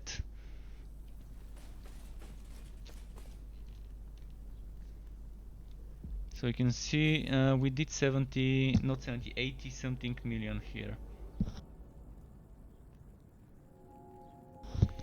On this one, 80 something million, definitely the more damage oriented setup. Just less spammy.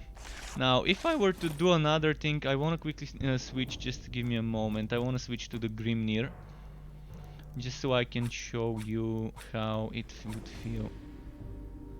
Oh, he's gonna end it. Well, might as well end my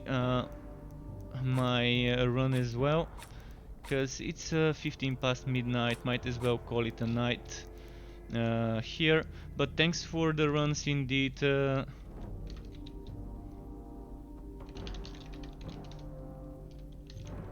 Was fun, and thanks everyone for watching. There will be probably more Chaosbane tomorrow, or maybe something else. We'll see. Keep it cool, folks. Until next time, and goodbye.